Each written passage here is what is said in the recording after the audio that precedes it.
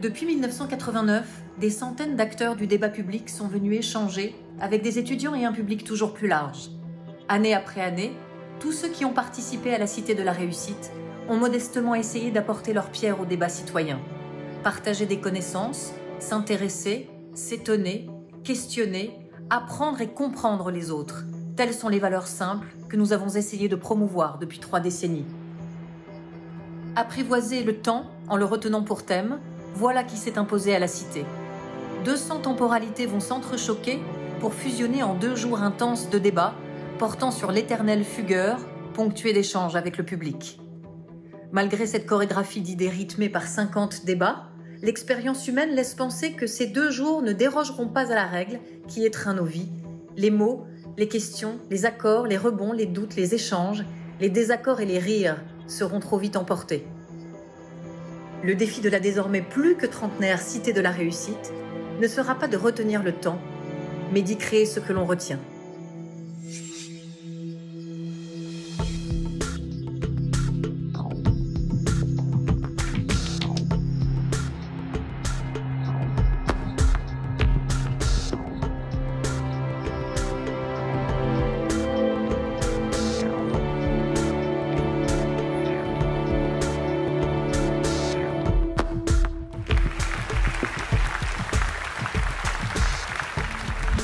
Et bâtir quelque chose ensemble. On est engagé parce que vivre, c'est choisir. Ça veut dire prendre des risques. La réussite ou le succès, c'est une succession d'échecs qu'on surmonte, qu'on contourne. Il faut apprendre à apprendre. J'ai un rêve d'élever l'humanité par la danse. Quelle est l'œuvre d'art qui a pu transformer les gens autant que, je ne sais pas quoi, les 35 heures ou la retraite? Si ce n'était plus la solution McDonald's qui triomphait. Manger la même chose, penser la même chose dans tous les domaines, ça c'est le contraire de la cohésion. Cette mondialisation est au contraire une grande source de diversité. Je crois aux intelligences collectives. On fait partie d'une unité qui s'appelle l'humanité. Je pense qu'on manque plutôt de tolérance, souvent. On peut respecter quelqu'un qu'on n'aime pas, on ne peut pas aimer quelqu'un qu'on ne respecte pas. La France doit comprendre qu'elle est multiple et que la différence est une chance. Chacun sait qu'il constitue un maillon et que si ce maillon faiblit, tout s'écroule. La lâcheté générale à l'égard de la responsabilité politique. Mais l'idée, c'est d'installer que les hommes politiques sont complètement déconnectés des réalités. Nous sommes entrés dans un nouveau siècle et déjà, il est en danger. L'expérience, c'est une lanterne qu'on a dans le dos et qui éclaire le chemin parcouru. La lutte contre l'incertitude, c'est ça notre destin. L'avenir va être absolument passionnant.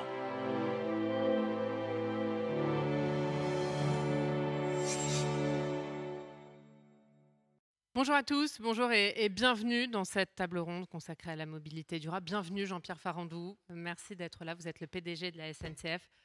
Et prendre le temps, c'est le thème de cette Cité de la Réussite. Prenez le temps d'aller vite, c'était le slogan de la SNCF au début des années 2000. Il résume l'enjeu des mobilités et peut-être aussi le paradoxe de notre société. Pendant 1h30, nous allons échanger avec vous. Vous êtes à la tête de la SNCF depuis 2019, mais au sein de l'entreprise depuis bien plus longtemps.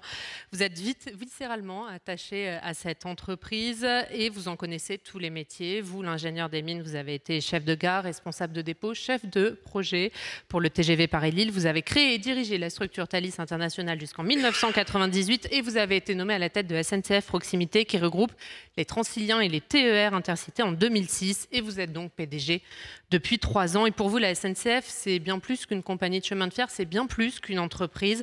C'est un bout de la République, c'est ce que vous dites, un idéal républicain qui vous anime et dont vous nous parlerez. La mobilité, c'est un enjeu du quotidien pour chacun d'entre nous. Nous passons en moyenne 1h02 à nous déplacer chaque jour. Mais comment nous déplacer? Votre objectif à vous, c'est de nous faire aimer le train. Vous allez nous le dire depuis plus de 85 ans. Depuis 85 ans, la SNCF a évolué avec son temps. Et le temps aujourd'hui, il est à l'écologie, aux mobilités durables, alors que le GIEC a une nouvelle fois tiré la sonnette d'alarme. Comment le transport, et particulièrement le ferroviaire, peut contribuer à baisser nos émissions de gaz à effet de serre? Les transports qui représentent un peu plus de 30% d'émissions au niveau national. Le train est le mode de transport le plus vertueux. À trajet égal, la voiture, c'est 50 fois plus d'émissions, l'avion 80. Mais le train ne représente aujourd'hui qu'un peu plus de 10% de la part des transports, quand la voiture en représente plus de 80. Et votre objectif majeur, Jean-Pierre Farandou, c'est de doubler la part du train. Vous nous expliquerez comment votre projet Faire contre carbone va voir le jour. Vous nous détaillerez bien évidemment ce projet Faire contre carbone et comment vous, surtout le natif du Sud-Ouest, amateur de rugby, je crois, vous comptez transformer l'essai. Ce sera l'objet de cet échange pendant 1h30. Et on va donc échanger avec deux étudiants qui sont là, Céline et Charles. Et puis évidemment, le but, c'est que cet échange soit interactif avec l'ensemble de la salle et que vous ayez la parole et que vous puissiez poser vos questions, évidemment, à Jean-Pierre Farandou. On va commencer juste par le contexte peut-être du pays. Jean-Pierre Farandou qui traverse une crise politique. Les élections présidentielles et législatives ont mis en lumière une fois de plus, j'allais dire, ces fractures démocratiques, territoriales, sociales, générationnelles. Est-ce qu'aujourd'hui vous êtes inquiet de la situation dans laquelle se trouve le pays ? Bonjour d'abord à tous, et ceux qui ont pris la parole nous ont mis la pression. On a eu des grandes femmes et des grands hommes qui ont dit des choses très intelligentes. Bon, on va essayer nous d'être à la hauteur. Alors est-ce que je suis inquiet? Un peu oui quand même. Enfin, je pense qu'on est tous frappés par la somme de défis qui arrivent au même moment. C'est déjà un chacun, c'est déjà pas mal, mais c'est vrai qu'en termes d'addition, c'est pas mal, on les connaît tous. Le défi climatique, je pense qu'il faut quand même le mettre en premier parce que c'est celui qui concerne toute la planète. Et on sent bien qu'on ne prend pas de l'avance là-dessus. On a du mal à poser les décisions structurelles qui nous permettraient de contenir les effets du réchauffement climatique. Donc on n'est pas en avance. On a ce problème géopolitique qu'on n'avait pas vu arriver non plus.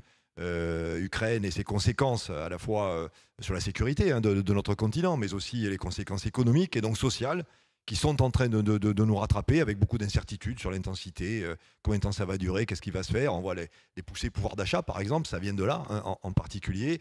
On a le sanitaire, on en sort de 2 ans, on n'en est pas complètement sorti, donc on a toujours un peu une petite épée de Damoclès sur la tête avec ce satané Covid. Et tout ça, effectivement, c'est un lent processus, mais un peu inexorable, de fracturation, effectivement, de la société. On a du mal à discuter sereinement. Le débat démocratique tourne vite à une bagarre sur un ring. On a du mal à se respecter les uns les autres. On vient de passer un épisode d'élection peut-être insuffisamment réussi en termes de projet. C'est un peu ce que je pense en termes de citoyens. On n'a pas su peut-être mettre les vrais sujets sur la table. Du coup, maintenant, c'est compliqué pour redémarrer. Oui, il y a une forme d'inquiétude. Après... je pense qu'elle est partagée par tous les Français à leur manière. Après moi, vous savez, je suis un optimiste forcené. Moi, j'ai confiance en l'homme ou la femme. J'ai confiance aux humains. Je crois que des périodes compliquées, il y en a eu dans le monde, il y en a eu en France, il y en a eu dans notre continent. Ça peut durer un petit temps. Mais au fond, à chaque fois, on a réussi à se redresser. Je pense d'ailleurs qu'un facteur d'accélérateur de la résolution des problèmes, sans flagornerie, c'est d'arriver à accélérer la transmission aux jeunes générations. Moi, je suis un boomer, ça ne vous a pas échappé. On est un peu honteux, les boomers, parce qu'on se demande si on prend les bonnes décisions à la hauteur des enjeux. Je pense qu'il faut accélérer la prise de commande par les jeunes générations, parce que vous êtes natifs, vous notamment, sur tout ce qui est écologie. Nous, on ne l'est pas. C'est assez récent en fait. Nous, quand on était dans les écoles d'ingénieurs, on ne parlait pas d'écologie, on parlait des ressources minières qu'on exploitait. On voit bien qu'on était loin de ces sujets. Voilà, donc oui, j'ai confiance, parce que je pense que dos au mur aussi, quand vraiment les enjeux fondamentaux sont questionnés, les hommes et les femmes de bonne volonté vont réussir à se rejoindre et à prendre leurs responsabilités, parce qu'en fait, il en va de l'avenir de la France, il en va de l'avenir de l'Europe, il en va de l'avenir du monde. On est sur des sujets lourds, et je pense d'ailleurs que l'époque est aux décisions fortes.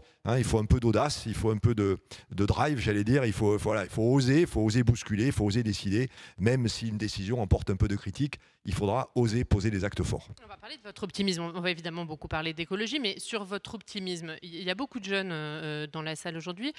Quel message vous avez à leur faire passer? Peut-être aussi inspiré de votre expérience personnelle. Je le disais, vous avez gravi tous les échelons à la SNCF.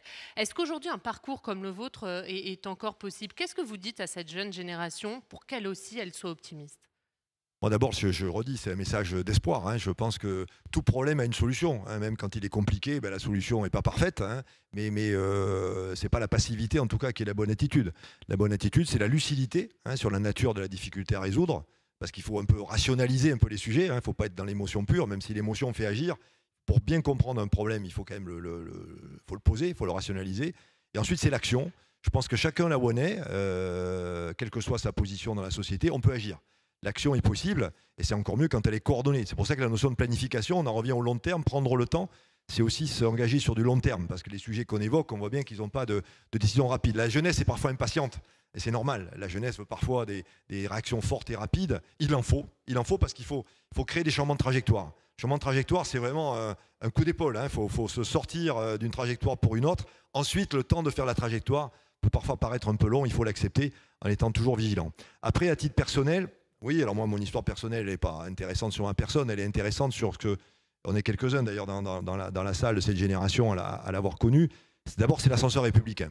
Moi, sans vous faire, je ne vais pas faire pleurer Cosette, mais moi, mes grands-parents étaient des petits paysans du Sud-Ouest, mais vraiment petits, vraiment petits. Voilà, leur petit-fils est président de la SNCF. Bon, c'était possible dans ce pays. Est-ce que ça allait encore ? Vigilance. L'école, tout part de l'école. C'est peut-être le chantier numéro 1, que l'école donne vraiment ses chances à tout le monde. Ça, c'est fondamental. On peut en discuter. Je pense que là-dessus, elle s'est un peu abîmée. L'école publique s'est un peu abîmée. C'est peut-être le chantier numéro 1. Ça veut dire juste qu'elle joue plus son rôle d'ascenseur social Pas aujourd'hui, complètement. l'école publique ? Pas complètement. On voit d'ailleurs des écoles comme Sciences Po ou d'autres qui font l'effort d'aller chercher des jeunes qui ne seraient pas forcément venus. Il faut le faire, il faut l'amplifier. Ça, c'est une espèce de mesure d'urgence pour rattraper certaines inégalités qui sont en place. Mais après, de manière plus structurelle, je pense que dans les parcours des élèves, il faut donner davantage leur chance à des jeunes qui sont dans des milieux sociaux compliqués et qui ont le potentiel pour faire des études élevées. C'est très très important. Deuxièmement, c'est en entreprise. Ce que l'école ne fait plus ou ne fait plus aussi bien, l'entreprise peut le faire. Ça, alors c'est pas moi qui l'ai inventé, c'est la promotion interne. L'ascenseur social est une valeur très forte de la SNCF. 70% de nos cadres sont issus du collège exécution à la SNCF. Alors c'est vrai que c'était peut-être lié au fait que c'était un métier particulier, une culture particulière, peut-être une entreprise un peu fermée sur elle-même, peu importe. En tout cas, je trouve ça très très bien. C'est encore plus important, je sais que les jeunes, notamment avec le Covid, ont eu beaucoup de mal à faire leurs études. Je pense que ça a été compliqué pour vous. Certains même ont dû lâcher leurs études. Le potentiel est là, mais ces gamins, j'allais dire, excusez-moi, c'est pas péjoratif, ils n'ont pas pu aller au bout de leur diplôme. Il faut qu'ils rentrent à la SNCF, et la SNCF est capable de leur faire une carrière. Parce que nous, on peut passer de l'exécution maîtrise cadre, encadrement supérieur. On a envie de le faire et on sait le faire. Voilà, je crois que c'est vraiment le rôle de l'entreprise de donner ces opportunités de promotion. Attention, c'est pas donné. Il faut bosser. Ça ne viendra pas tout seul. Il faut bosser. Il y a peut-être des contreparties acceptées, comme la mobilité géographique. Moi, j'ai déménagé 14 fois, je crois. Donc, c'est un effort pour moi-même, mes enfants et ma famille. C'est pas évident. Mais en tout cas, si en face du potentiel, il y a une vraie envie de travailler, de s'enrichir par une trajectoire professionnelle, de saisir les opportunités, on peut, et heureusement, en tout cas à la SNCF, on peut effectivement accéder à des responsabilités très élevées. Est-ce que ce rapport au travail, pour vous, il a changé ? Est-ce qu'aujourd'hui, on est prêt à la mobilité pour son travail ? On est prêt à peut-être faire des sacrifices familiaux pour son travail ? Ou est-ce que ça aussi, ça a changé dans nos sociétés ? Oui, ça change. Alors, je pense qu'on n'en a pas pris complètement la mesure. On s'en parle entre responsables d'entreprise, des RH. On n'en a pas pris la mesure parce qu'on a le nez dedans. On est encore dedans. J'aime bien la comparaison, elle n'est pas de moi. Les 35 heures ont changé la relation au travail. La notion de temps libre devenait très importante parce qu'il y en avait beaucoup. Donc il y avait une espèce de dialectique entre le temps de travail et le temps libre. Le temps de travail était presque pénible, presque. On n'était pas très loin de dire en sous-entendu c'est dur de travailler. Bon, on voit bien que la relation au travail était changée. Et là, ces 2 années de Covid ont éloigné des salariés du travail. Ils ont télétravaillé, ils se sont rendus compte que ça ne marchait pas si mal. Ce qui rompt bien sûr le lien physique est rompu entre le salarié et son entreprise, avec le collectif aussi. Donc là, il y a une forme de distanciation mécanique qui se fait. Quels en sont les effets psychologiques ? Je pense qu'ils ne sont pas complètement neutres. Et deuxièmement, on le voit bien en phase de reprise, tous les métiers à contrainte, et il y a pas mal de secteurs d'activité dans l'économie qui ont des contraintes. On pense tous à la restauration par exemple, mais nous, on a des contraintes. Les trains, pour nos clients, ils ne roulent pas de 9h à 17h. Ils roulent quasiment 24-24. Les dimanches, les jours de fête, il y a des trains, parce que les gens veulent des trains. Donc moi, j'ai besoin de salariés. Si je n'ai pas des salariés qui veulent travailler le dimanche, tard le soir et les jours fériés, je vais avoir un problème. Or, on voit que ces contraintes qui viennent taper la vie personnelle, ça tape la vie personnelle, elles sont de moins en moins acceptées. Voilà, donc on a un vrai sujet sur l'acceptation des contraintes. Je n'ai pas forcément la solution. Elle peut être matérielle de type rémunération, mais pas que. Parce que ce n'est pas la rémunération qui rattrape le fait de travailler le dimanche ou la nuit. Donc on a un vrai sujet d'acceptation des contraintes avec un équilibre qui s'est encore déplacé. C'est un peu les 35 heures bis. Hein. Les 35 heures, c'était collectif. Là, c'est plus individuel. Mais il y a encore un curseur qui peut faire s'éloigner les potentiels salariés des contraintes du travail. Voilà, c'est un phénomène profond qu'il va nous falloir adresser dans les mois qui viennent. Hein. C'est tout de suite, hein, dans les mois et encore plus les années, avec des ruptures fortes dans l'organisation du travail, les conditions de travail, la relation de travail, le contrat implicite au travail. Il y a aussi des changements dans notre manière de travailler. Il y a plus de télétravail hein, avec le Covid. Le Covid a développé le télétravail et aussi a peut-être développé la répartition géographique des habitants. Il y a moins de gens dans les métropoles, il y a plus de gens dans les villes moyennes. Comment la SNCF peut s'adapter à ça? Puisque ça veut dire aussi de nouvelles manières de prendre le train pour aller à son travail, peut-être moins régulièrement, mais plus longtemps et de manière différente. Oui, alors c'est vrai que le Covid nous a amené quelques éléments structurels dans la demande. On parlait du télétravail, il reste. Dans les entreprises, le télétravail reste, parfois beaucoup, un minimum un peu. La SNCF, par exemple, on est sur une base de 2 jours de télétravail par semaine. Éventuellement, d'ailleurs, pourquoi pas un 3e, si accord du service. Voilà, enfin, voilà. Disons que la base, c'est 2 jours. 2 jours sur 5, c'est 40%. Hein, c'est pas complètement négligeable. Et ça se voit dans les trains de la vie quotidienne. En tout cas, sur des gens qui ont des fonctions, mais sur tertiaires. Voilà, les gens de la maintenance du matériel, ils sont dans les ateliers. Mais les conducteurs de train sont dans les cabines. Mais les gens des bureaux d'études, des fonctions de support, peuvent effectivement rester chez eux. C'est autant de gens en moins dans nos trains. Voilà. Et on le voit notamment en Ile-de-France. Hein, je crois qu'on a un administrateur d'Île-de-France Mobilité parmi nous. Il y a un décalage, 10-15%, variable selon les lignes. Hein. Les lignes col bleu, comme la ligne B. La ligne B, c'est une ligne de col bleu. C'est les gens qui bossent, qui viennent très tôt à Paris d'ailleurs pour faire des fonctions de femmes de ménage, de vigiles, etc. Ils sont dans les trains. Là, c'est du physique. Les lignes de col blanc, comme les lignes de la Défense, là, on voit bien une baisse de 20% à peu près. Voilà, donc le télétravail a déjà un effet direct sur les domiciles de travail. Deuxième comportement, plutôt d'ailleurs des gens de milieu social plus aisé, hein, c'est un peu la résidence secondaire qui devient la résidence principale. C'est-à-dire ceux qui avaient une résidence secondaire en Bretagne, sur le bassin d'Arcachon ou à la campagne, sont allés habiter là-bas pendant le confinement. C'était plus sympa en famille de se retrouver là. Et au fond, ils ont pris goût. En disant, on est bien, hein, on a moins de stress, on est dans une maison, alors qu'à Paris, on se sert dans des appartements plus petits. On est pas mal, hein, les enfants sont épanouis, ils font du vélo dans la cour, je vais me promener dans les bois. Les gens sont moins pressés autour de moi. Enfin, c'est cool, quoi. Et donc, certains disent, bango, j'inverse. Je vais habiter ma résidence secondaire qui devient principale et de temps en temps, j'irai à Paris. Ça, c'est pas mauvais pour nous d'ailleurs, parce que ce qu'on perd en domicile de travail, on le gagne en trajet plus long. Les gens faisant 2 ou 3 fois par semaine des trajets plus longs, mais ils changent de train. C'est pas les Transiliens, ça va être les TGV par exemple. Et donc, il y a une forme de mobilité qui peut changer.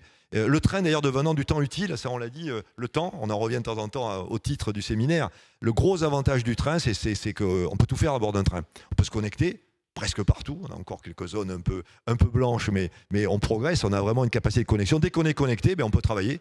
Je vous citer un exemple d'ailleurs de la modernité dans le monde du travail. J'étais au Mans il y a quelques mois et je discute avec un patron qui s'était installé au Mans, la boîte O2 qui est une grosse boîte de service à la personne, etc. C'est gonflé d'aller au Mans d'ailleurs. Et il me disait que pendant un temps, il a eu du mal à trouver des cadres justement de qualité qui ne voulaient pas quitter Paris. En gros, aller au Mans, c'était compliqué alors qu'il n'y a qu'une heure de train au fond, hein, c'est pas si long. Et le jour où il a changé les choses, je trouve ça très moderne, il a admis que le temps de travail démarrait à la gare de Montparnasse. Au démarrage du train, il considérait que le trajet était du temps de travail considéré comme tel. Réduisant la journée, content. Et il avait raison, il faisait confiance à ses salariés qui en fait bossaient dans le train, se connectaient et bossaient. À l'aller comme au retour. Donc en fait, sur une journée de cadre, c'est 9 heures, il y avait 2 heures, il y avait 7 heures sur place et 2 fois 1 heure dans les trains.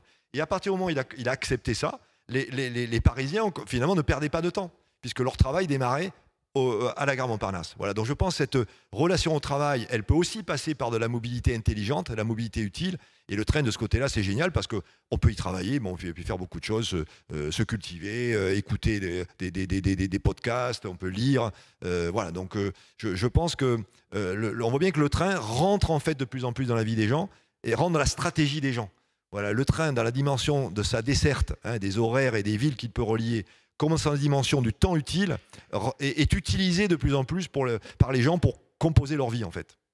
On va parler beaucoup d'écologie, évidemment. Il y a les étudiants, Céline et Charles, ont beaucoup de questions là-dessus. Vous aussi, j'imagine, dans la salle, évidemment, je vous donnerai la parole dans quelques instants. C'est l'une de vos préoccupations majeures, l'écologie. Vous avez publié une tribune, Faire contre carbone. Pourquoi cette tribune et pourquoi ce projet ? D'abord, ça me permet aussi de revenir sur un point que je voulais dire en termes d'attractivité. J'ai parlé des sujets plutôt de préoccupation pour la relation entre les salariés et l'entreprise. Le côté positif, c'est le sens.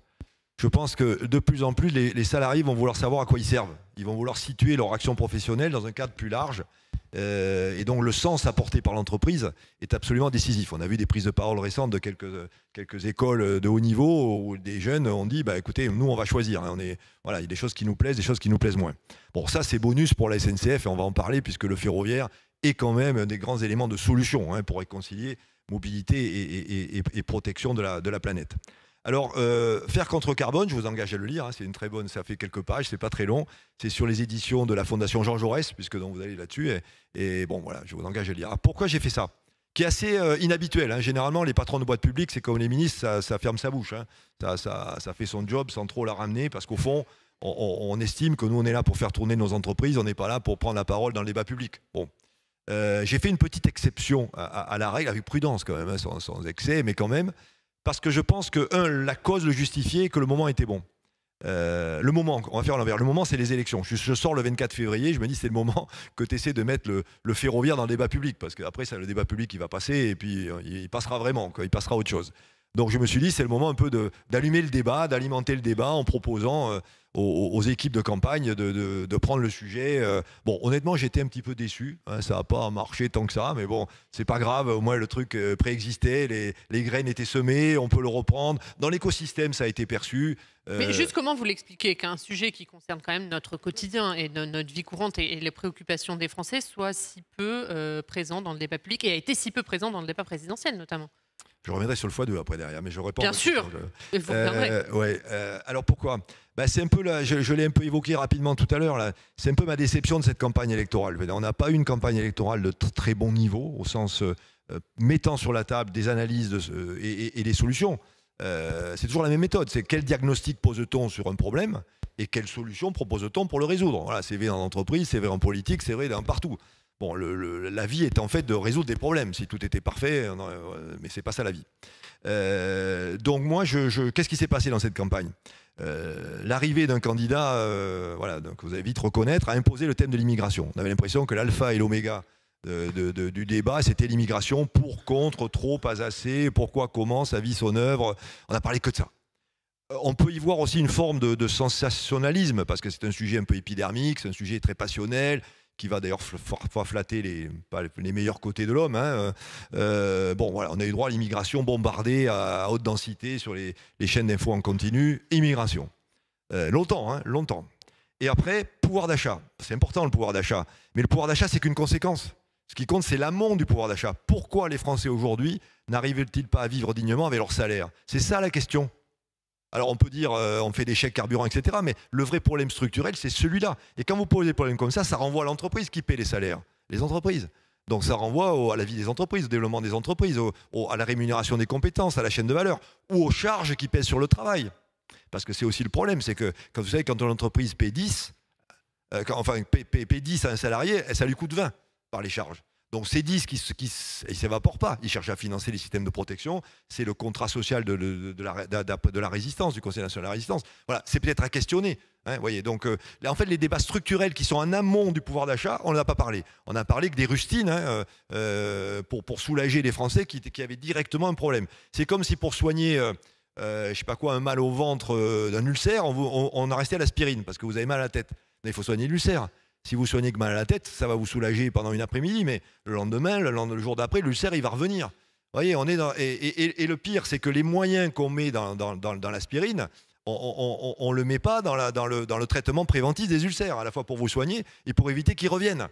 C'est ça les bons sujets. Ces sujets-là, ils ont disparu. Voilà, alors mon petit x2, mon petit ferroviaire, etc., il était un peu emporté là-dedans. Alors le x2. Expliquez-nous le x2, justement. Bon, le x2, logiciel, il est très simple. Je pense que tous dans la salle, sinon on ne serait pas là, on veut vraiment le zéro émission nette 2050. On a tous compris que là, si on n'arrête pas de faire ce qu'on fait, on va non seulement griller, mais on va tuer la vie animale. Enfin, voilà, on n'a pas envie de cette planète. On veut la protéger, on ne veut pas que ça arrive. Il est bien tard, hein, et on sait que ça urge. Il faut vraiment se dépêcher, parce que le temps, il joue contre nous.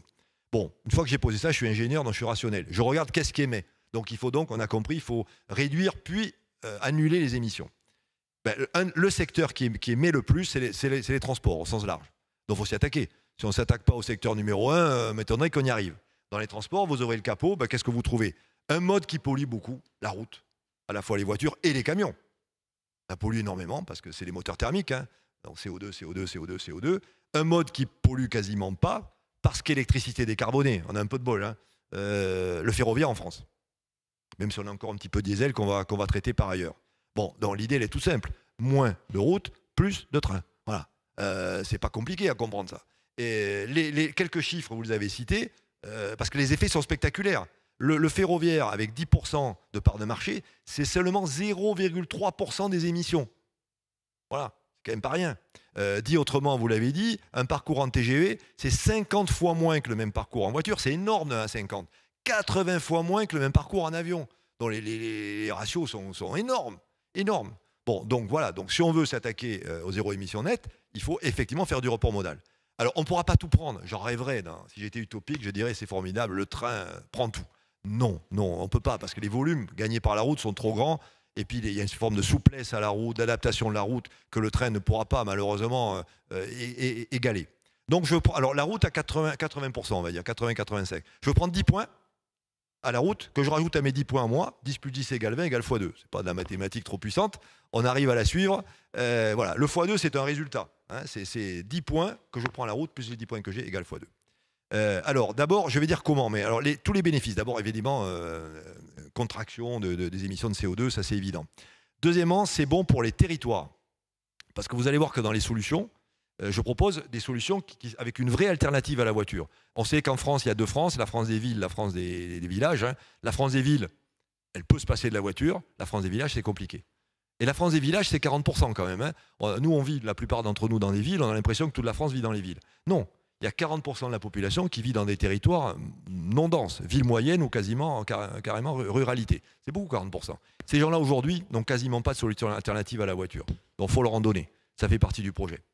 Au passage, ville moyenne, aménagement du territoire, etc. Deuxièmement, pouvoir d'achat. Parce que quand on va sur des systèmes, comme je veux le faire, de réseaux express métropolitains des RER autour des grandes villes de province, hein, dans les régions, Toulouse, Bordeaux, Lille, Strasbourg, Lyon, etc., ces gens-là, il y aura donc des trains, on aura créé les conditions pour avoir une offre, et ils vont prendre le train. Les abonnements proposés par les régions sont peu chers, en tout cas beaucoup moins chers que le coût de la voiture, surtout à 2 € le litre. Hein. Le plein, là, on commence à le sentir passer sur le porte-monnaie. Et je rappelle que les employeurs paient la moitié des abonnés pour les salariés. Donc vous arrivez à un coût au voyage qui est vraiment bas. Donc à comparer par rapport à l'achat d'une voiture, l'usure de la voiture, le carburant, l'assurance, le parking, parce qu'il faut bien la garer quelque part la voiture, etc., etc., il y a un vrai sujet pouvoir d'achat. Et enfin, il y a un sujet emploi, parce que l'emploi, on a tous besoin de travailler, les jeunes et les moins jeunes, hein, on a besoin de travailler. Moi, mon projet, parce qu'il va mettre de l'argent dans les infrastructures, dans l'industrie ferroviaire, dans la signalisation, etc., et dans les transports, puisque bien sûr, il y aura plus de trains, il y aura plus d'employés dans les entreprises de transport, c'est 100 000 emplois. 100 000 emplois à la clé, en plus répartis partout sur le territoire. Voilà, donc ce projet, je pense qu'il est très très bon pour l'intérêt général. Alors, comment on fait? Il faut de l'argent. Il faut de l'argent, c'est pas le seul, hein. Il faut mettre de l'argent dans les... Alors, nos voisins le font. Quand vous regardez ce que font l'Italie, ce que font l'Allemagne, c'est par centaines de milliards. Hein. Même l'Italie, je crois que c'est 120 ou 130 milliards d'euros. C'est considérable. Donc, nos deux grands pays, deux grands voisins européens comparables, on va dire, font un gros effort d'investissement sur le réseau ferroviaire, parce que tout part du réseau. On ne le voit pas, le réseau. Hein. C'est un peu ingrat. On voit les trains, etc. Mais le réseau, c'est indispensable. Or, notre réseau, il est trop vieux. Il faut le rénover. Il faut le moderniser. On est en train de prendre du retard au plan technologique par rapport aux grands pays européens, avec des technologies sur lesquelles je reviendrai d'espacement des trains ou de grands postes digitalisés, des grands postes d'aiguillage digitalisés. Et enfin, il faut le développer. J'ai là dans la salle mon collègue patron du fret.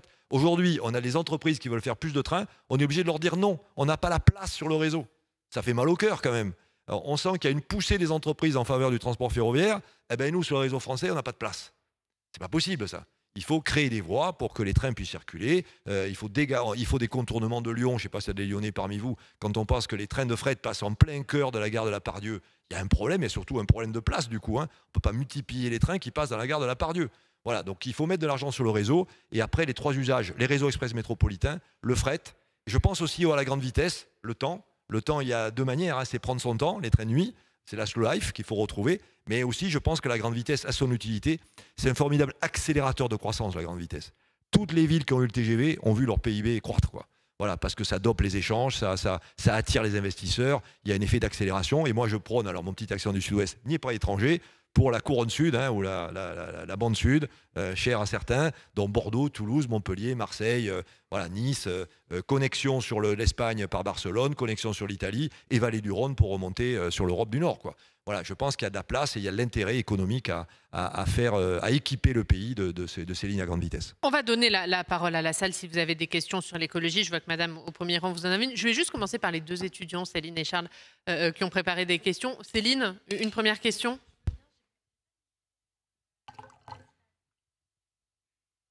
On va vous l'amener. Voilà.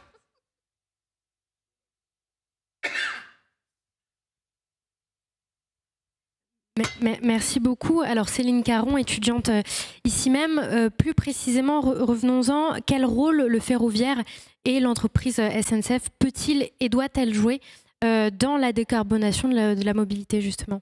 Alors merci de bien distinguer, vous avez raison, il faut parler du ferroviaire qui est un mode et de la SNCF qui est une entreprise. Le ferroviaire c'est une politique publique. C'est pas moi qui, au fond, je peux proposer moi, je le fais, mais au fond c'est pas moi qui décide. C'est une ambition politique. Quel réseau ferroviaire le pays veut-il avoir ? Qualité, performance, quantité. Voilà. Alors c'est une décision publique parce qu'il faut de l'argent public. Et c'est pas facile, parce que je suis conscient qu'on n'est pas les seuls à demander des sous. Voilà. Mais ça, moi, je peux mettre en avant mes arguments, mais au fond, c'est au pays de le décider. Je l'ai dit, le ferroviaire, en fait, c'est marrant parce que le ferroviaire, il revient à la mode. Il y a un effet de mode sur le ferroviaire, tant mieux. Mais on redécouvre aussi les vertus structurantes du ferroviaire. Le ferroviaire, c'est le mode qui a fait le pays. Quand vous voyez les cartes du réseau ferroviaire de la Troisième République, c'est incroyable. Au passage, ils ont fait un réseau en 20 ans. C'était la Chine d'aujourd'hui. C'est-à-dire, c'est incroyable. Des ouvrages d'art, des viaducs. Enfin, c'est ce que la France était capable de faire. C'était vraiment assez bluffant. Et vous aviez une carte où vous regardiez la carte du réseau, vous voyez la carte de France. Le ferroviaire allait dans toutes les villes et les villages, avec à la fois la gare voyageur, la halte marchandise. C'était le domaine, c'était le modèle de développement finalement du pays. Il a eu après un petit moment de faiblesse parce que l'avion est arrivé, les autoroutes sont arrivées, bon, voilà. Et maintenant il revient. Et c'est en fond la même histoire, parce qu'on s'est rendu compte qu'il n'y a rien de mieux que le ferroviaire pour relier les gens, relier les entreprises et leurs clients, relier les entreprises et les grands ports au niveau français et européen. Je pense que le ferroviaire, c'est vraiment le mode de transport à l'échelle du continent européen et à l'échelle de la France. Donc il y a une forme d'adéquation profonde, vous voyez, avec ce que c'est l'Europe. C'est-à-dire c'est un territoire qui n'est pas très grand, avec des villes assez denses, avec une industrie peut-être pas suffisante, en tout cas insuffisamment répartie. Voilà, on voit que le ferroviaire, il coche plein de cases. L'enjeu écologique, il est évident. Moi, je ne comprendrais pas. Enfin, moi, j'ai été ravi quand j'ai entendu qu'il y avait un ministère de la planification écologique et de la cohésion des territoires. Je dis, c'est tout moi, ça. C'est tout nous, ça. C'est vraiment donc, super, parce qu'on fait les deux. On fait de l'aménagement du territoire. Voilà, donc on a un rôle à faire. On est un vecteur d'emploi. La filière ferroviaire est une des grandes filières françaises. On en a, virgule, mais pas tant que ça. On a la chance, avec le ferroviaire, d'avoir des champions de rang mondial. Alstom, vous savez, qui a avalé Bombardier. C'est le numéro 1 occidental, on va dire. Le numéro 1 officiel est les Chinois, parce que les Chinois ont concentré toute leur industrie dans un espèce de monstre industriel. Bon, mais ils sont un petit peu hors jeu, en tout cas, on ne joue pas tout à fait dans la même cour. Derrière, vous avez Alstom Bombardier. Voilà, donc on a un champion incroyable. Dans le BTP, parce que comme je l'ai dit, le ferroviaire, c'est du BTP. Il faut construire les lignes, les entretenir, etc. Ben, on a des poids lourds dans le BTP quand même. Donc là encore, on a de quoi faire. Puis après, vous avez la signalisation, qui est de l'ingénierie, de la technologie un peu plus fine. Là encore, on a des très belles entreprises qui sont tout à fait capables d'être leaders. Donc ça nous permet aussi, quand on met l'argent de ferroviaire, de garder ce leadership. Or, il y a une compétition européenne, il y a une compétition mondiale. Voilà, donc voilà. Et puis peut-être, et en changeant un peu de registre, c'est le lien. En fait, un train, c'est un transport collectif. C'est un endroit où on est ensemble. Par rapport à la voiture, on est enfermé. Là, vous êtes avec les autres, vous êtes avec les gens. Eh ben, c'est pas négligeable d'avoir des lieux de lien, d'avoir des lieux de discussion, d'avoir des lieux d'échange, d'avoir des lieux où on se mélange. Vous avez le cadre supérieur et l'ouvrier, le retraité et l'étudiant. Ça fait du bien. Ça fait du bien de retrouver ces lieux de vie. Les gares en sont l'exemple aussi. On peut faire des tas de choses géniales avec les gares. Voilà, il y a une forme, au fond, d'adéquation, là encore, alors, qui n'est plus équipement, mais qui est sociologique. Hein, je pense que le train, c'est la culture. C'est la culture profonde de notre pays, c'est la culture profonde de notre continent. Charles, une question. Ma question est relative à la stratégie française qui place vraiment au cœur le ferroviaire, donc la stratégie bas carbone. Quels sont les outils, selon vous, qui vont permettre d'avoir une politique ferroviaire ambitieuse à ces outils-là? Oui, alors les outils, oui, on peut dire le financier, la technologie, l'humain. Exactement. Exactement. Ouais. Alors le financier, bah oui, il va falloir des sous. Hein. Il va falloir des sous, mais il faut savoir ce qu'on veut. Voilà, là, on en revient au poteau de départ. Hein. C'est la première question. On veut ou on veut pas? Parce que si on veut pas, on fait rien, on vivote et voilà, ok. Après, il ne faudra pas se plaindre. Hein. On veut. Si on veut, il faut être volontariste. Hein. Il y a le mot vouloir là-dedans. Bon, donc alors il faut du budget. Il faut du budget de l'État. Il faut peut-être une fiscalité devant, parce que le budget, c'est la dépense, mais il faut peut-être l'instrument qui provoque de la recette. La France est assez frileuse en matière de fiscalité écologique. Hein. Voilà. On a eu les bonnets rouges, hein, qui est quand même de vous à moi, faut que je trouve mon mot politiquement correct. J'ai du mal. Hein. Allez-y, on est entre nous. Une erreur incroyable. Quand il y avait on peut en parler 30 secondes quand même, parce qu'il ne faut plus jamais ça. Il faut faire le retour d'expérience de ça pour dire plus jamais ça. On l'a fait une fois, la bêtise, on ne veut plus la faire. Hein. C'est une loi, vous vous rendez compte? On est une démocratie. Votée à l'unanimité au Sénat, je crois. Hein. Quelques voix contre ou abstention à l'Assemblée. Donc très très bien. Une loi, c'est une loi quoi. La loi, c'est le bien commun. Donc c'est un projet. Vous avez des portiques installés partout en France. C'est une dépense publique.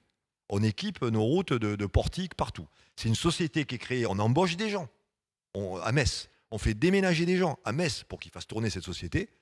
Vous avez 150 bonnets rouges bretons. J'ai rien contre les Bretons. Après tout, pourquoi pas? On est en démocratie. Ce que j'aime pas les PME, c'est qu'ils ont cassé les portiques. Ça, c'est pas bien. Qui manifestent, ils ont le droit. Pas de problème. Qui cassent les portiques, moins. Bon, voilà, 150 personnes peut-être contrariées par les conséquences de cette loi et du mécanisme. Hein. Moi, je veux bien écouter ça. Mais panique à bord, le gouvernement panique, voilà, on gouverne à l'opinion, on gouverne au bruit, on gouverne à... Voilà, on arrête.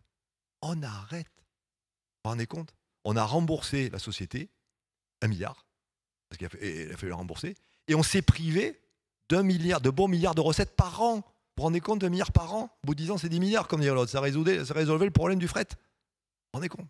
Ça, pour moi, c'est une erreur avec un grand E. Voilà, donc il faut effectivement un peu de courage politique et créer les instruments de fiscalité qui, à la fois, vont réguler entre les modes, sur le pollueur-payeur, hein, au niveau français et européen. Et cette recette-là, elle permet d'alimenter l'effort budgétaire pour financer tout ça. Deuxièmement, il n'y a pas que l'État. Je pense que les réseaux express métropolitains, je suis convaincu que les régions et les métropoles se mettraient dans un tour de table, tellement ils ont compris que c'était vital pour le bien-être de leurs concitoyens. Donc c'est l'argent public, mais pas du même niveau. Et puis sur les TGV, il faut rester prudent, mais pourquoi pas une partie d'argent privé. On a des exemples en France hein, où parce qu'il peut y avoir un retour possible. C'est-à-dire le TGV, il y a de la valeur, il y a de la création de valeur. Il faut mettre un peu quelques sous dans le prix du billet pour venir rémunérer des investisseurs privés qui viendraient apporter du financement pour créer des LGV. Voilà, ça c'est le financier. Sur la technologie, je pense que le train est technologique. Là, pour le coup, le train est technologique. Je crois beaucoup aux technologies modernes.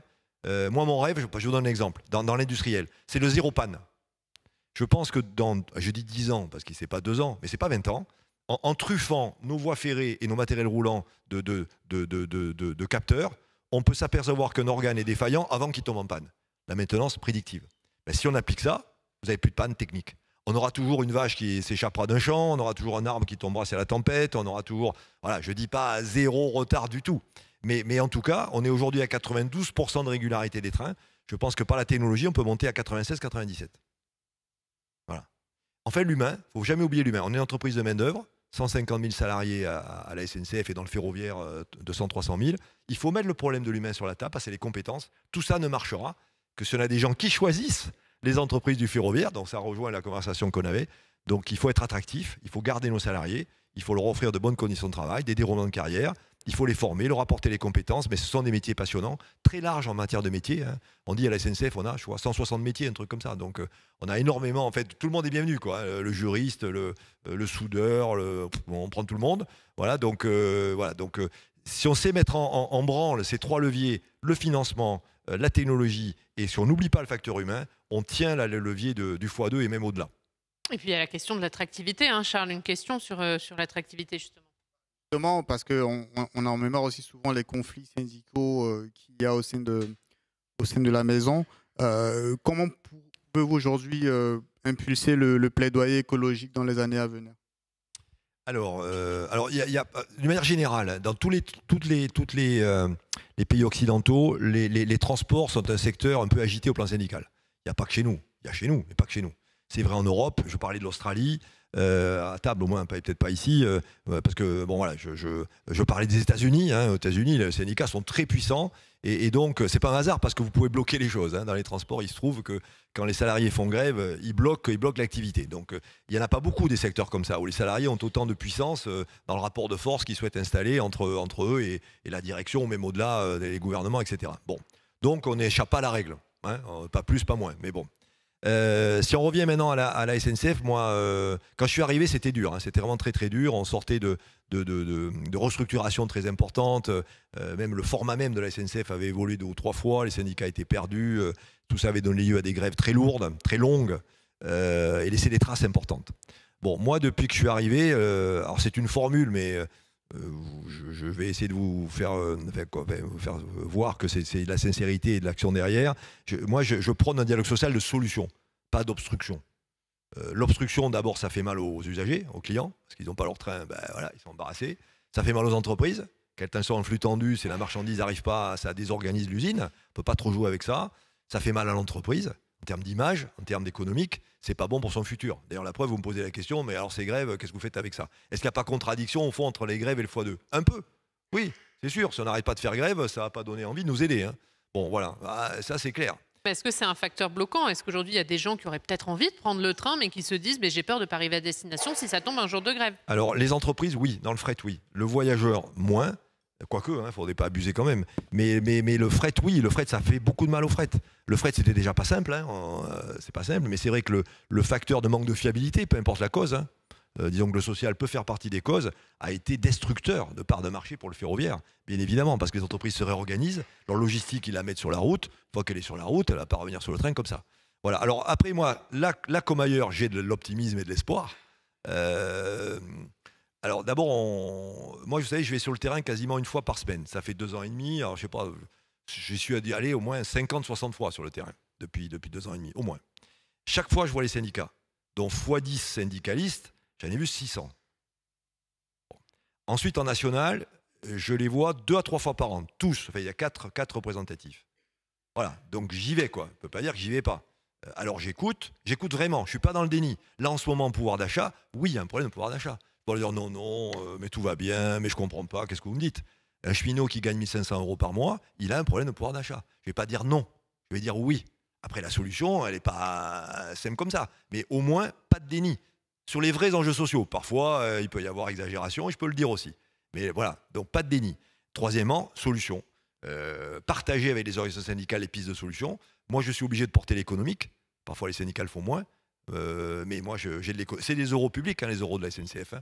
Moi, je vous dois de bien les utiliser. Si je gaspille les euros publics, la dette au fond de la SNCF va augmenter, qui est la dette de l'État, et les Français ne comprendraient pas. Les Français aussi ont des problèmes. Ou alors, je vais augmenter les billets de train. Par exemple, sur les salaires, ça me serait facile, peut-être pas, mais si j'augmente trop les salaires, je vais répercuter sur les billets de train. Vous allez être contents, les Français vont dire, mais voilà. Vous voyez que tout ça est plus compliqué que ça en a l'air, donc j'essaie de mettre tout ça sur la table et de trouver les voies et moyens pour inverser le rapport social d'une culture de l'obstruction à une culture du dialogue et de la solution partagée. Et Céline, justement, une question sur l'attractivité des prix sur l'offre. Hein. Exactement. Avec quelle offre finalement attractive en termes de prix pouvez-vous limiter le recours à la concurrence, qui est aujourd'hui un droit dans l'entreprise, et puis aussi le recours au transport aérien? Et on le voit notamment avec les billets des vacances qui vont être pris cet été. Alors, il y a la concurrence ferroviaire, vous voulez dire, dans un premier temps, c'est ça? Alors peut-être, sans être trop long, bien camper le décor, il y a 2 concurrences dans le voyageur. Ça y est, active. Hein. L'Arlésienne est arrivée, hein, ça y est, on y est. Il y a 2 modèles. Il y a la concurrence TGV, où là, une autre compagnie, en l'occurrence Trenitalia, opère ces TGV à elle. entre Milan, Turin, Lyon et Paris. Donc c'est Lyon-Paris qui vise. Ils ne se trompent pas, hein, c'est la plus rentable. Donc ils n'ont pas attaqué sur Paris-Charleville-Mézières. Hein, et bon, voilà, donc ça c'est de bonne guerre, on va dire. Il y a des habitants des Ardennes dans la salle. Oui, non, mais on y va. Mais nous, on y va. Ça m'étonnerait que les autres y aillent. Vous voyez, en termes de concurrence, moi j'attends que Trenitalia aille à Charleville-Mézières. Voilà, nous on y est. 3 fois par jour ou 4 fois par jour, il y a un TGV qui va à Charleville-Mézières. Et on est fiers d'y aller, parce qu'on a cette dimension du territoire. Voilà. Et on regarde, et je suis sûr qu'on perd de l'argent. La SNCF va à Charleville-Mézières et perd de l'argent. Trenitalia, non. Déjà, oui, on n'est pas tout à fait de conception alignée et armes égales dans cette discussion. Est-ce que cette concurrence, je la crains pas trop, au fond, parce que le prix des péages est élevé en France, beaucoup plus que dans d'autres pays. Donc, moralité, un opérateur, quand il vient, sa marge est pas mal consommée par des péages importants. Bon, il peut gagner sa vie, mais de manière assez réduite. Et à part Paris-Lyon et peut-être une ou deux autres lignes, ça m'étonnerait qu'il y ait beaucoup de lignes rentables en France. Bon, donc du coup, il va hésiter. D'autant plus qu'il prend les risques, hein, s'il investit. C'est ce qu'on appelle les capex en économie. Il investit son argent. Et après, il faut que ce soit rentable. Il n'y a pas d'aide. C'est un système où il n'y a pas d'aide. Donc oui, il y en a. Juste pour qu'on comprenne bien le prix des péages, ça veut dire que même les entreprises concurrentes doivent payer un prix pour rouler sur les lignes SNCF. Hein. Oui, le même que nous. Voilà, c'est complètement équitable. Et encore, vous avez vu ça dans la presse, je ne vais pas tomber dans les détails, ils ont même eu un petit avantage pour les inciter à venir. Mais bon, c'est la petite sophistication. Ça, c'est un premier modèle. L'autre modèle qui peut faire très mal à la SNCF, celui-là, parce qu'en fait, il n'y a pas de barrière à l'entrée, c'est pour les trains régionaux. Dans les trains régionaux, c'est-à-dire qu'un conseil régional ou Île-de-France Mobilité, ils ont décidé, d'ailleurs Île-de-France Mobilité, de mettre en appel d'offres dans le temps toutes les lignes de la région Île-de-France, par exemple. Bourgogne-Franche-Comté a fait la même chose, Hauts-de-France la même chose, etc. etc. Là, il n'y a pas de barrière à l'entrée parce que le matériel roulant est fourni par la collectivité, donc l'opérateur n'a pas besoin d'investir, et les conducteurs, la loi nous oblige à les transférer. Donc au fond, les matériels, c'est la collectivité, les conducteurs, c'est la SNCF.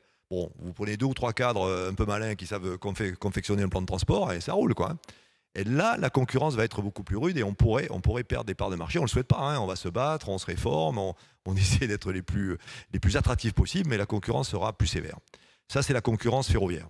L'aérien, honnêtement, ce n'est pas notre concurrent modal principal. C'est la route, je le redis. Hein. Alors là encore, il y a un peu de passion qui se met parfois dans les débats entre l'aérien et le train. Mais enfin, on est complémentaires. Moi, pour aller en Inde, je ne vais pas vous dire prenez le TGV. Hein. Vous voyez, bon... Voilà. Et eux, il faudrait qu'ils disent que pour aller à Montpellier, il faut prendre le train. Mais ça, bon, la symétrie n'est pas tout à fait là, mais on va y arriver, ça va se faire tout seul. Donc au fond, voilà, l'avion, c'est pas le problème. Alors, ce que j'ai dit une fois en plaisantant, mais à peine, parce que j'avais la question sur le prix des low cost, c'est les low cost que je visais, je trouve les prix sont anormalement bas. Moi, je ne comprends pas comment ils peuvent vendre 15 €, 17 € un billet d'avion. Si on leur faisait payer le prix de la pollution, on n'en serait pas là. Voilà. Donc je trouve que là, pour le coup, ce que j'ai raconté sur l'égalisation des conditions de concurrence entre les modes devrait conduire, à mon avis, à des prix de l'aérien un peu plus logiques, au fond. Là, c'est complètement illogique. Est-ce qu'il y a des questions dans la salle sur cette question d'écologie, sur ce x2 ? Madame et monsieur en haut, juste après. Oui, c'est presque x2, question écologique. Ça ? Oui, merci. On vous entend, allez-y. Merci. C'est une question presque sur l'écologie, aussi sur la concurrence que vous avez évoquée, libre et non faussée. Je remarque que vous avez beaucoup mis l'accent sur le TGV, les lignes à grande vitesse, qui dopent les villes, les métropoles régionales qui en sont dotées. Mais quid par exemple, Transilien, enfin de Mobilité Île-de-France, ces trains qui souffrent d'une vétusté des infrastructures. Je ne vous rappelle pas la catastrophe de Bretigny. Oui. Ça s'appelle une dénégation en linguistique. Ou alors le RERB qui est souvent planté, et c'est une ligne de col bleu où on n'a pas le choix que de la prendre. Et le A, bon, grâce au télétravail, les problèmes sont un peu atténués, mais ça reste quand même... la ligne A, tout le monde sait qu'elle est surchargée. Je crois que c'est la plus surchargée d'Europe. Ah ouais, 1,4 million. Voilà, la population parisienne entière. Voilà. Donc, c'est très bien de parler de transition écologique, cohésion territoire. Je suis à fond avec vous, mais je pense que j'aimerais bien connaître votre avis sur ce qui se passe en Île-de-France. C'est quand même 15 millions de personnes. C'est le cœur, un des cœurs. Je crois que c'est le plus gros PIB de la France, d'une région, là, de loin, de loin. Donc, à mon avis, c'est comme deux jambes. Vous ne pouvez pas résoudre un et pas résoudre celui-là. Mais j'aimerais bien votre avis, puisque c'est quand même vous le patron de la SNCF et pas moi. Ah bah oui, ça je suis d'accord. C'est quand même moi, oui. J'en ai parlé quand même. Alors peut-être quand même, j'ai parlé des réseaux express métropolitains, je pense avec beaucoup de conviction. Hein. Ok, mais ça c'est de l'appréciation, c'est pas bien grave. Alors peut-être un élément de réponse subliminal, c'est qu'au fond la SNCF décide plus là-dessus. Hein. C'est pas que je veux me défiler, c'est que c'est la réalité. Non mais c'est important ça. Donc là encore, on a une autorité organisatrice avec nous, c'est eux les patrons. C'est Île-de-France Mobilité qui va décider du service, des investissements, du matériel roulant. Voilà, donc nous, on est maintenant un gros opérateur, on est à leur service, on est là pour peut-être force de proposition, etc. Mais au fond, cette politique-là, c'est plus nous qui la faisons. Faut l'admettre. Ça, souvent, d'ailleurs, on a bon dos. Hein. La SNCF, on en prend plein la musette, mais voilà, il faut remettre les responsabilités clairement au niveau de chacun. Le réseau, c'est l'État. Encore plus depuis la réforme de 2018 qui a fait des SNCF Réseau une société anonyme.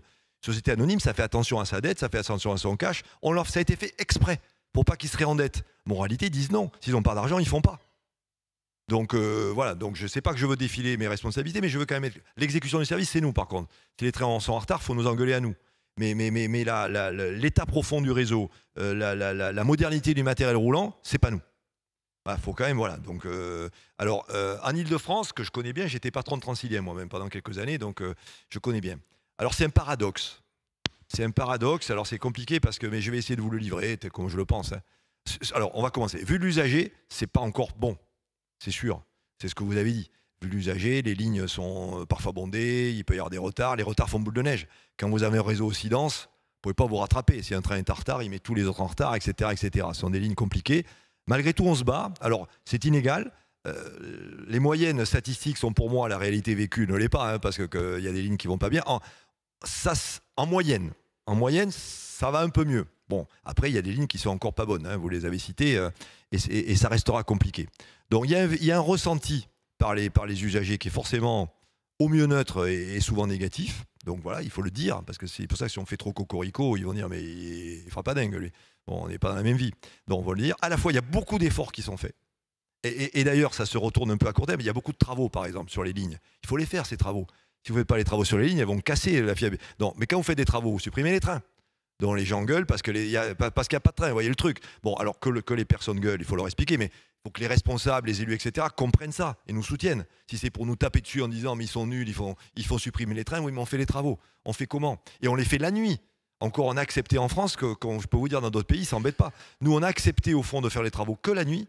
C'est les mecs de la SNCF qui sont là des entreprises. Hein. Du nord du matin à 5h du matin, pleine nuit, pour mieux laisser les trains. Quand vous allez en Allemagne ou en Grande-Bretagne, ils ne s'embêtent pas, ils ferment les lignes plusieurs jours. C'est mieux pour faire les travaux. Hein. Nous, on ne le fait pas.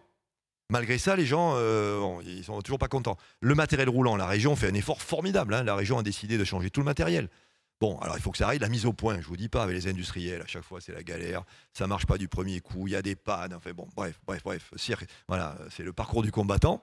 Là encore, les usagers gueulent, et les élus, parce qu'ils dépensent des milliards, et pour autant ça ne marche pas. Bon, voilà. Donc c'est le paradoxe, c'est-à-dire que là, quand on prend la photo, on dit ça ne marche pas, mais sur le fond, des décisions puissantes ont été prises qui vont finir par améliorer le système. Voilà, c'est un peu le paradoxe. Je plaide un peu pour la patience, si j'ose dire, avec des gens qui sont un peu impatients, parce que c'est leur vie du quotidien. Voilà. En région, ça va mieux quand même. Hein. La région, il n'y a pas quand même ces sujets de densité qu'il y a en Ile-de-France. Il y a même des services TER qui marchent très très bien. Il y en a d'autres qui marchent un peu moins bien, mais il y en a moins nombreux, heureusement. Donc ça marche bien parce que les régions ont joué le jeu. Hein. Les régions ont mis de l'argent dans les matériels roulants. Donc la plupart des parcs régionaux sont maintenant neufs, donc forcément ça se voit. Et sur l'infrastructure, alors c'est récent, on n'en voit pas encore les effets, mais il faut quand même, moi j'aime bien dire les choses. Le précédent gouvernement, et notamment le président ministre des Transports, on ne va pas le citer, il ne faut pas le rougir, pour pas qu'il rougisse.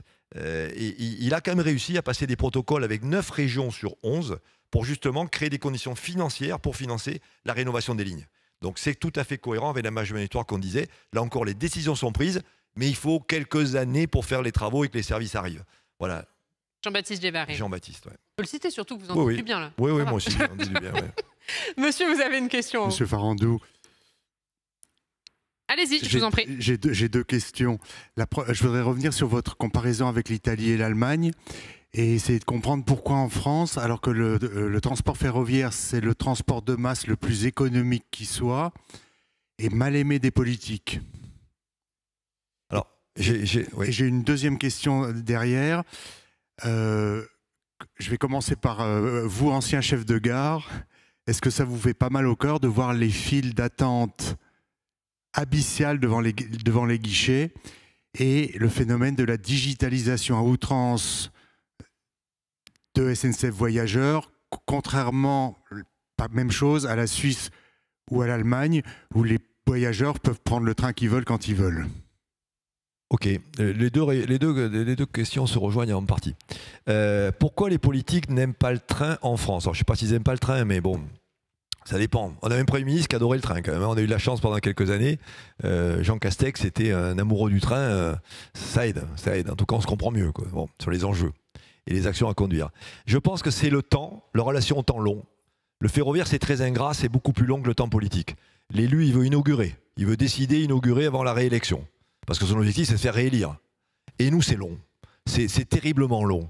C'est 5 ans, 10 ans, 15 ans. Par exemple, les réseaux express métropolitains, si on les décidait aujourd'hui, c'est minimum 5 ans. Ça peut dépasser un mandat. Ah! Bon, déjà, là, il y a le temps long. Il y a eu le côté effervescence sociale aussi. Hein. Les élus se méfient un peu de cette effervescence sociale qui peut surgir. Ça, c'est le traumatisme 95. Hein. La grève de 95, c'est comme les bonnets rouges. Elle aussi, elle a laissé des traces dans la mémoire profonde de nos hommes politiques en disant « Ah, ce machin-là, ça peut bouillir. » quoi, hein. Bon, ça peut aussi éloigner un petit peu. Et puis, au fond, là, on en revient aux boomers. Hein. C'est la génération du personnel politique. Elle a mon âge. Elle a 60 ans, à peu près, 50, 60. C'est la génération de la voiture. Moi, à 18 ans, mes parents m'ont offert une voiture. Symbole de liberté, d'évasion, d'émancipation et d'autonomie. Donc, au fond, on nous a inculqué depuis longtemps la bagnole. Sans parler, enfin on l'évoquait à table, du marketing des constructeurs automobiles qui nous je crois que c'est les premiers annonceurs, hein, l'automobile. Hein. Voilà, donc cette génération-là, au fond, elle peut avoir relégué de manière un peu inconsciente le train comme quelque chose un peu d'accessoire. Voilà, donc vous avez voilà un peu mes réponses là-dessus. Sur l'autre sujet, moi je suis d'accord. Hein, moi je pense que là-dessus on a des progrès à faire. Alors, je suis d'accord, mais alors, je commencerai à l'envers. Le digital, c'est incontournable. Hein. Il y a quand même une réalité. Je ne sais pas, on peut faire un sondage dans la salle. Je pense que vraiment, la très très grande majorité des Français achètent leurs billets avec du digital. Et on va le faire. Juste qui dans la salle achète ses billets Qui le fait pas, ouais, voilà, ou qui le fait. Ouais, moi, je le fais. Alors, qui le fait? Je crois qu'effectivement, on est sur une grande majorité. Donc. Alors, pour autant, c'est pas 100% des Français, parce que nous, on n'est pas représentatif de 100% des Français. Si, les chèques vacances, c'est fait. Ça vient d'être fait. Si. Ah oui. Voilà. Mais c'est tout récent. Vous avez raison. C'est tout récent, mais c'est fait. Voilà. Alors là, vous avez raison. Alors voilà, dans le digital, la puissance du digital, on peut rien contre. Quoi. On va pas nous faire les derniers des Mohicans quand les gens veulent acheter avec leur digital. Quoi. Au contraire, on essaie de mettre au point les applis, etc. Par contre, vous avez raison. N'oublions pas à la fois qu'on veut servir tout le monde et qu'on a une âme de service public. Même si on peut discuter si on en est encore à l'infini. Et donc, il faut qu'on s'assure que tout le monde peut acheter son billet. Voilà. La réponse, elle peut être des guichets. Elle peut être aussi le téléphone. On a le téléphone qui marche encore, qui est pas mal. Il faut avoir un peu le temps, hein, le temps de commander comme on l'envoie. Mais par exemple, les retraités, etc., ils peuvent peut-être le faire. Hein, par exemple, les personnes âgées, mais je ne veux pas les ostraciser. Mais voilà. Les guichets, c'est... Alors, il y a deux types de guichets. Il y a les guichets dans les grandes gares. Là, effectivement, on peut augmenter les moyens. Comme vous, j'ai du mal à accepter les files trop longues. Moi, j'avais un objectif pas supérieur à 30 minutes. Il n'est pas atteint, cet objectif. Donc, il faut pas qu'on travaille l'objectif, mais qu'on travaille les moyens pour y arriver. Dans les petites gares, le modèle qui ne pourra pas marcher, qui ne sera pas durable, c'est quelqu'un qui est dans un guichet qui est une gare et qui, en 8 heures de travail, a vendu 10 billets. Et qui n'a fait que ça. Ce n'est pas durable. Parce que la valeur, même pour lui, hein, il s'ennuie. Vous avez un salarié qui s'ennuie. Donc, il faut qu'on invente d'autres modes de distribution dans les milieux ruraux. On y travaille aussi en mutualisant. Avec la poste, avec le commerce local, etc. Il faut qu'on invente d'autres modes. Voilà, donc vous avez raison de pointer le sujet. On est sur des solutions, mais adaptées, qui ne sont pas manichéennes. Voilà, hein, mais il faut apporter des solutions à tout le monde, dans tous les territoires. Vous avez raison. Est-ce qu'il y a encore dans la salle des questions sur l'écologie, sur le x2? Après, on va parler des territoires, hein, notamment. Allez-y, on vous entend.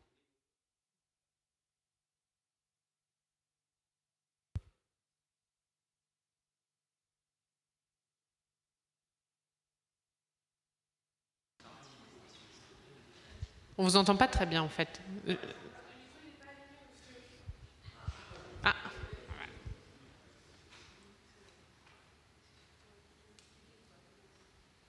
Ah oui, voilà. Bonjour. Oui, pour revenir sur votre plan x2, qu'en est-il dans les autres pays? Est-ce que ce type de considération est assez développé? Parce qu'en fait, la France, c'est qu'une toute petite partie des émissions mondiales. Et donc, c'est intéressant. Moi, je serais très intéressé de savoir ce que vous pensez de ce que vous savez dans les autres pays. Voilà. Ah ben, il y a plein de pays dans le monde qui mettent le paquet sur le ferroviaire. Mais c'est récent. Donc, la prise de conscience est récente. Le plus spectaculaire, c'est la Chine. C'est Carole Desnos, là, qui est la patronne innovation. En fait, c'est dingue, quoi. Ils vont faire 400 milliards d'investis, je crois. C'est ça, tu m'as dit? Ouais, 400 combien? 456 milliards d'euros sur 3 ans, la Chine. Alors la Chine, c'est pas la France, mais quand même. Et en gros, ça veut dire... Alors vous savez, ils avaient déjà fait, en quelques années, ils ont fait 20 000 km de ligne à grande vitesse. Nous, on en a 2000. Hein. Donc ça veut dire que la Chine ne joue plus l'avion, elle joue la grande vitesse pour mailler tout son immense territoire, dans des proportions considérables. C'est la Chine. Ils sont rationnels, les Chinois. Hein. Voilà, donc une démonstration, alors là, très impressionnante, que la Chine joue le ferroviaire, joue la grande vitesse, pour traiter la mobilité sur son territoire. Autour de nous, tout le monde, enfin beaucoup de pays mettent le paquet. J'ai parlé de l'Italie, c'est très impressionnant. L'Italie est en train de nous rattraper à marche forcée. On a tous l'impression que les Italiens, c'est un pays où il ne se passe pas grand-chose. Il ne faut pas oublier qu'il y a 2 Italies, le Sud et le Nord. L'Italie du Nord est bien plus prospère que la moyenne de la France. Hein. C'est une zone très prospère, l'Italie du Nord. Donc ils sont en train d'avancer très très vite. Je vous donne un exemple. Excusez-moi, je vais être un peu technique. De temps en temps, il faut dans le chemin de fer. Le problème des chemins de fer au niveau européen, c'est que, étant des vieilles industries, chaque pays a son propre système de signalisation. La signalisation, c'est les signaux le long des voies pour éviter qu'il y ait des accidents. Hein. J'arrête un train pour pas qu'il aille taper l'autre. Hein. On a tous le même problème. Le problème, c'est qu'on a répondu tous différemment au point de vue technologique. Donc l'Allemagne, l'Espagne, l'Italie, les Pays-Bas, etc., on n'a pas le même système. Moralité, pour qu'un train soit européen, il doit embarquer à bord tous les systèmes. Ça coûte cher, problème de fiabilité, compétence du conducteur, enfin voilà. Donc la bonne idée, c'est qu'on ait un système européen. Est-ce qu'il existe? Oui. Il s'appelle ERTMS, E comme européen, rail, je sais pas quoi, etc. Bon, bah, par contre, il faut le déployer. Hein, ce système, il faut le déployer. Et il a en plus un deuxième effet, c'est qu'il augmente la capacité. Parce qu'il a une technologie du coup plus moderne. C'est plus des cantons physiques, hein, c'est des cantons virtuels. Donc on peut passer plus de trains sur la même ligne. Donc il est donc très bon pour que des trains voyagent en Europe. Il est très bon pour la capacité. Mais il faut des sous. Alors nous, ça renvoie à la question. Il y a des sous, mais pas beaucoup.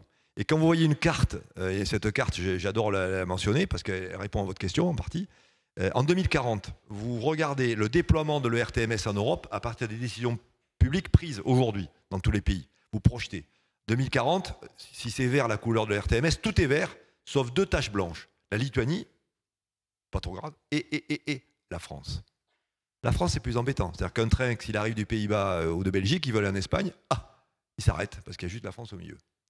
Donc on voit bien que l'Europe joue le train et nous, on n'est pas forcément dans les plus avancés. Voilà, donc, alors sans parler des petits pays, hein. Alors la Suisse, on peut parler de la Suisse, mais on se fait mal quand on parle de la Suisse. Hein. Moi, je rêverais d'être suisse, au fond, hein, finalement. Si on était suisse, il y aurait bien des problèmes qu'on a d'évoquer sont déjà réglés chez eux. Hein. Sont déjà réglés. Alors, pour le coup, c'est un pays qui adore le train. C'est consubstantiel. Hein. Je vais vous raconter pourquoi, parce que là encore l'histoire va déjà en démonstration. À un moment donné, les Suisses ont dit on veut plus de camions qui traversent la Suisse. On en a ras-le-bol. Alors c'était des camions internationaux qui passaient par les vallées suisses pour des courants nord-sud, ouest-ouest. Ras-le-bol parce que ça polluait, ça congestionnait, ils n'étaient pas contents. Alors il dit voilà, on va interdire aux camions de passer. Il faut bien qu'ils passent quelque part. Ok. Bon, on va faire des tunnels. On va les faire passer sur des trains et on va faire des tunnels. 2 tunnels. On est compte, c'est les années 70. Hein. Le Lochberg et le Gotthard, 40 km chacun. Waouh, énorme. Pour financer tout ça. Eh ben, le président de la Confédération suisse, on fait une votation. Et les Suisses disent oui. Ils acceptent qu'on augmente les impôts fléchés. Ça encore, c'est des trucs qu'on ne fait pas en France. Je pense qu'il va falloir qu'on invente des impôts fléchés. Les Français sont prêts à consentir à l'impôt si ça va à quoi ça sert. Si ça va dans une grande caisse, ils ont l'impression qu'on ne sait pas que ça devient. Par contre, voilà. Donc les Suisses ont dit oui. Donc il y a eu cette caisse qui a été alimentée pendant des années. Ils ont fait leurs 2 tunnels. La beauté de l'affaire, c'est que quand les tunnels ont été terminés, la caisse est restée. La caisse est toujours alimentée. Donc je peux vous dire, mon collègue patron suisse, il a des problèmes. Pas d'argent. Pas d'argent. Ça change la vie. Ça change la vie. Voilà, donc c'est pour ça que la Suisse, je veux bien qu'on compare la Suisse, mais voilà, on se fait mal. Il faut pas. Un mot avant de parler des territoires, parce que vous parlez des camions. Le x2, ça concerne aussi le fret. Hein. Oui. Comment là, vous allez atteindre le x2 sur le fret? Est-ce qu'il va y avoir construction de nouvelles liaisons? Et comment vous faites pour convaincre les entreprises? J'allais dire, paradoxalement, ça, c'est pas le plus dur qu'avec les entreprises, franchement. Dès lors qu'il y a le service, bien sûr. Les entreprises, elles ont envie. Je vous dis, c'est un changement de paradigme. Hein. Enfin, on a un patron d'entreprise avec nous, qui côtoie beaucoup d'autres patrons d'entreprise.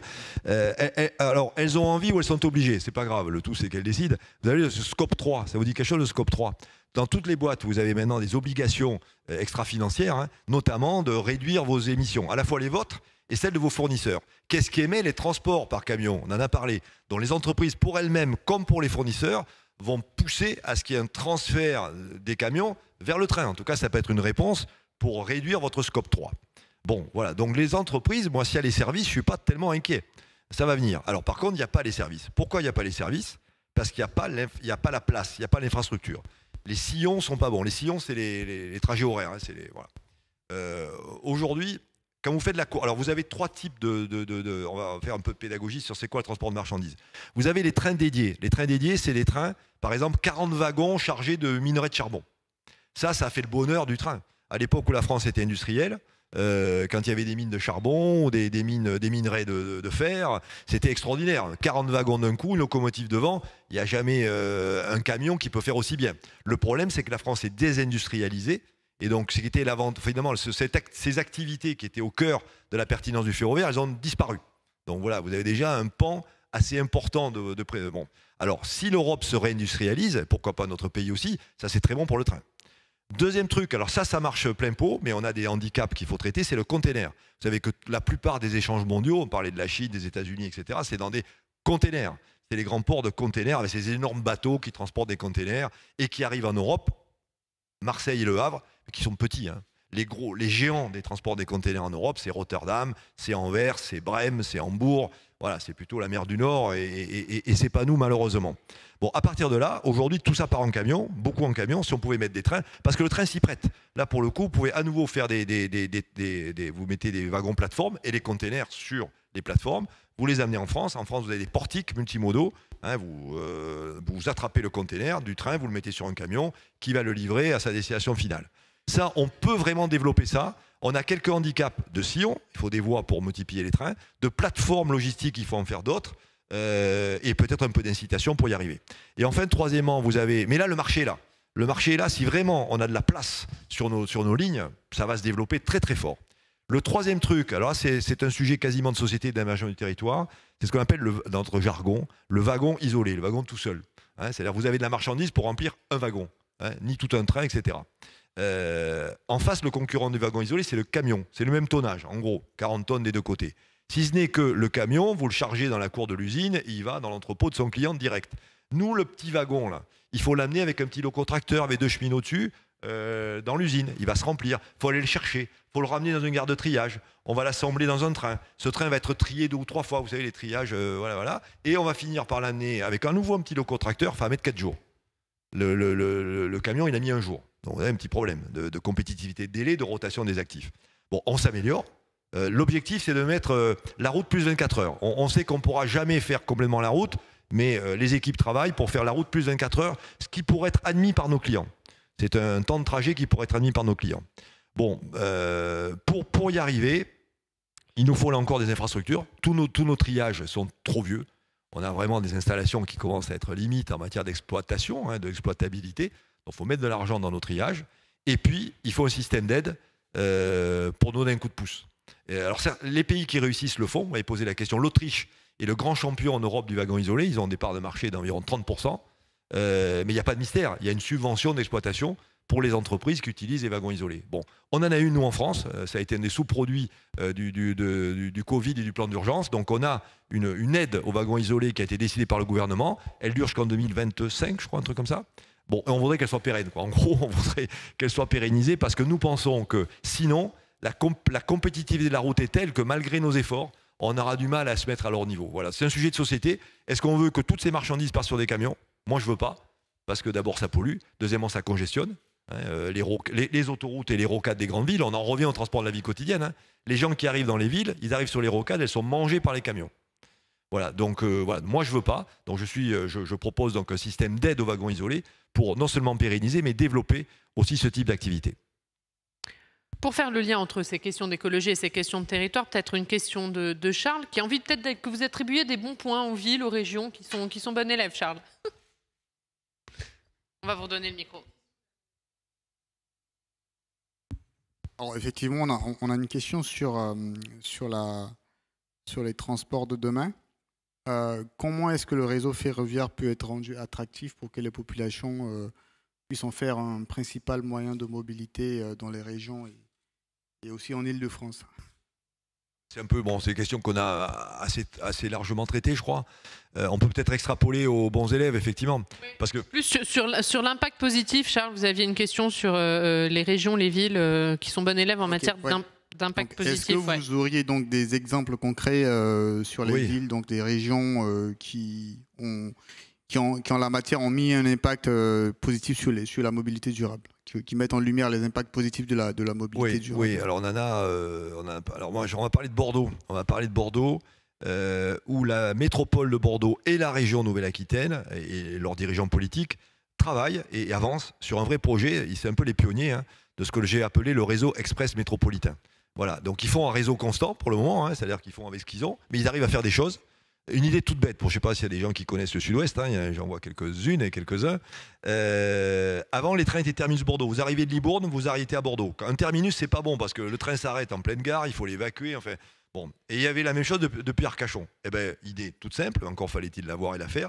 On fait des trains qui traversent Bordeaux, la gare de Bordeaux. On fait des Libourne, Bordeaux, Arcachon. Voilà, à la fois, ça fait une liaison Libourne-Arcachon. Après tout, ça peut intéresser les Libournais d'aller sur le bassin. Et à la fois, en termes d'exploitation, vous allégez les contraintes d'exploitation sur le nœud bordelais, qui vous permet de faire passer plus de trains. Vous voyez ? Bon, voilà. Donc vous avez donc on va dire les politiques aquitains et bordelais qui ont compris tout l'intérêt du ferroviaire pour desservir leur ville. Et en plus, vous avez le sujet de la combinaison avec le réseau local, dans ce qu'on appelle dans notre jargon l'intermodalité, puisque vous avez des abonnements combinés, où avec le même abonnement, vous prenez le train et les transports en commun bordelais. Voilà, ce qui rend la vie plus simple pour les usagers. On peut citer Lyon. Lyon, je le citerai pour l'excellence de son réseau de transport en commun. C'est vraiment une ville à Lyon, vous pouvez aller de n'importe où à n'importe où en transport en commun. Il n'y en a pas beaucoup, mais celle-là, oui. C'est un des réseaux les plus efficaces en Europe. Et on a une succession d'élus qui ont mis le paquet, métro, tramway, bus à haut niveau de service, trolleybus. Enfin, c'est vraiment une offre d'excellente qualité. Et en discutant avec des élus lyonnais, ils en font un élément d'attractivité pour l'installation des entreprises. Vous savez, quand une entreprise étrangère veut s'installer en France, elle a des critères.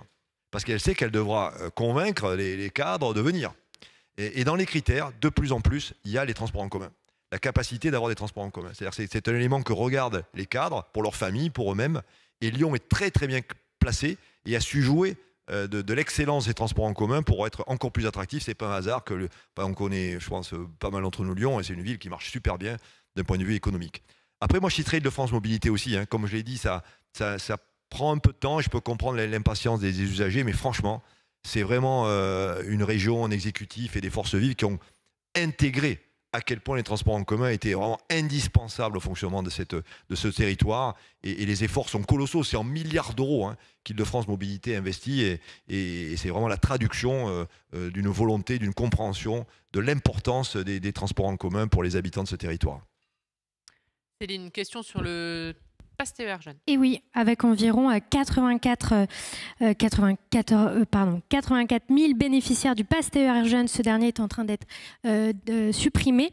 C'est un dispositif exemplaire de la mobilité durable. Pourriez-vous plaider en faveur de son renouvellement ? Ouais, moi je suis comme vous, je regrette un peu que les régions n'aient pas repris cette initiative. Alors on l'avait prise l'année dernière, je crois, ou il y a 2 ans, dans le cadre du Covid. Parce que forcément les trains étaient vides, donc l'idée c'était de réhabituer les gens à prendre le train, d'accélérer le rebond de l'usage du train, et donc le truc sympa c'était pendant l'été d'avoir un pass unique pour toute la France à un prix très modique, orienté vers les jeunes, qui permettait de prendre tous les TER de France. Et en fait en TER on peut faire le tour de la France, c'est assez sympa, et on trouve des trains qui vont partout et qui vont dans des endroits super agréables, donc ça avait bien plu, la preuve, il y avait, comme vous dites, 84 000 jeunes qui avaient acheté ce pass.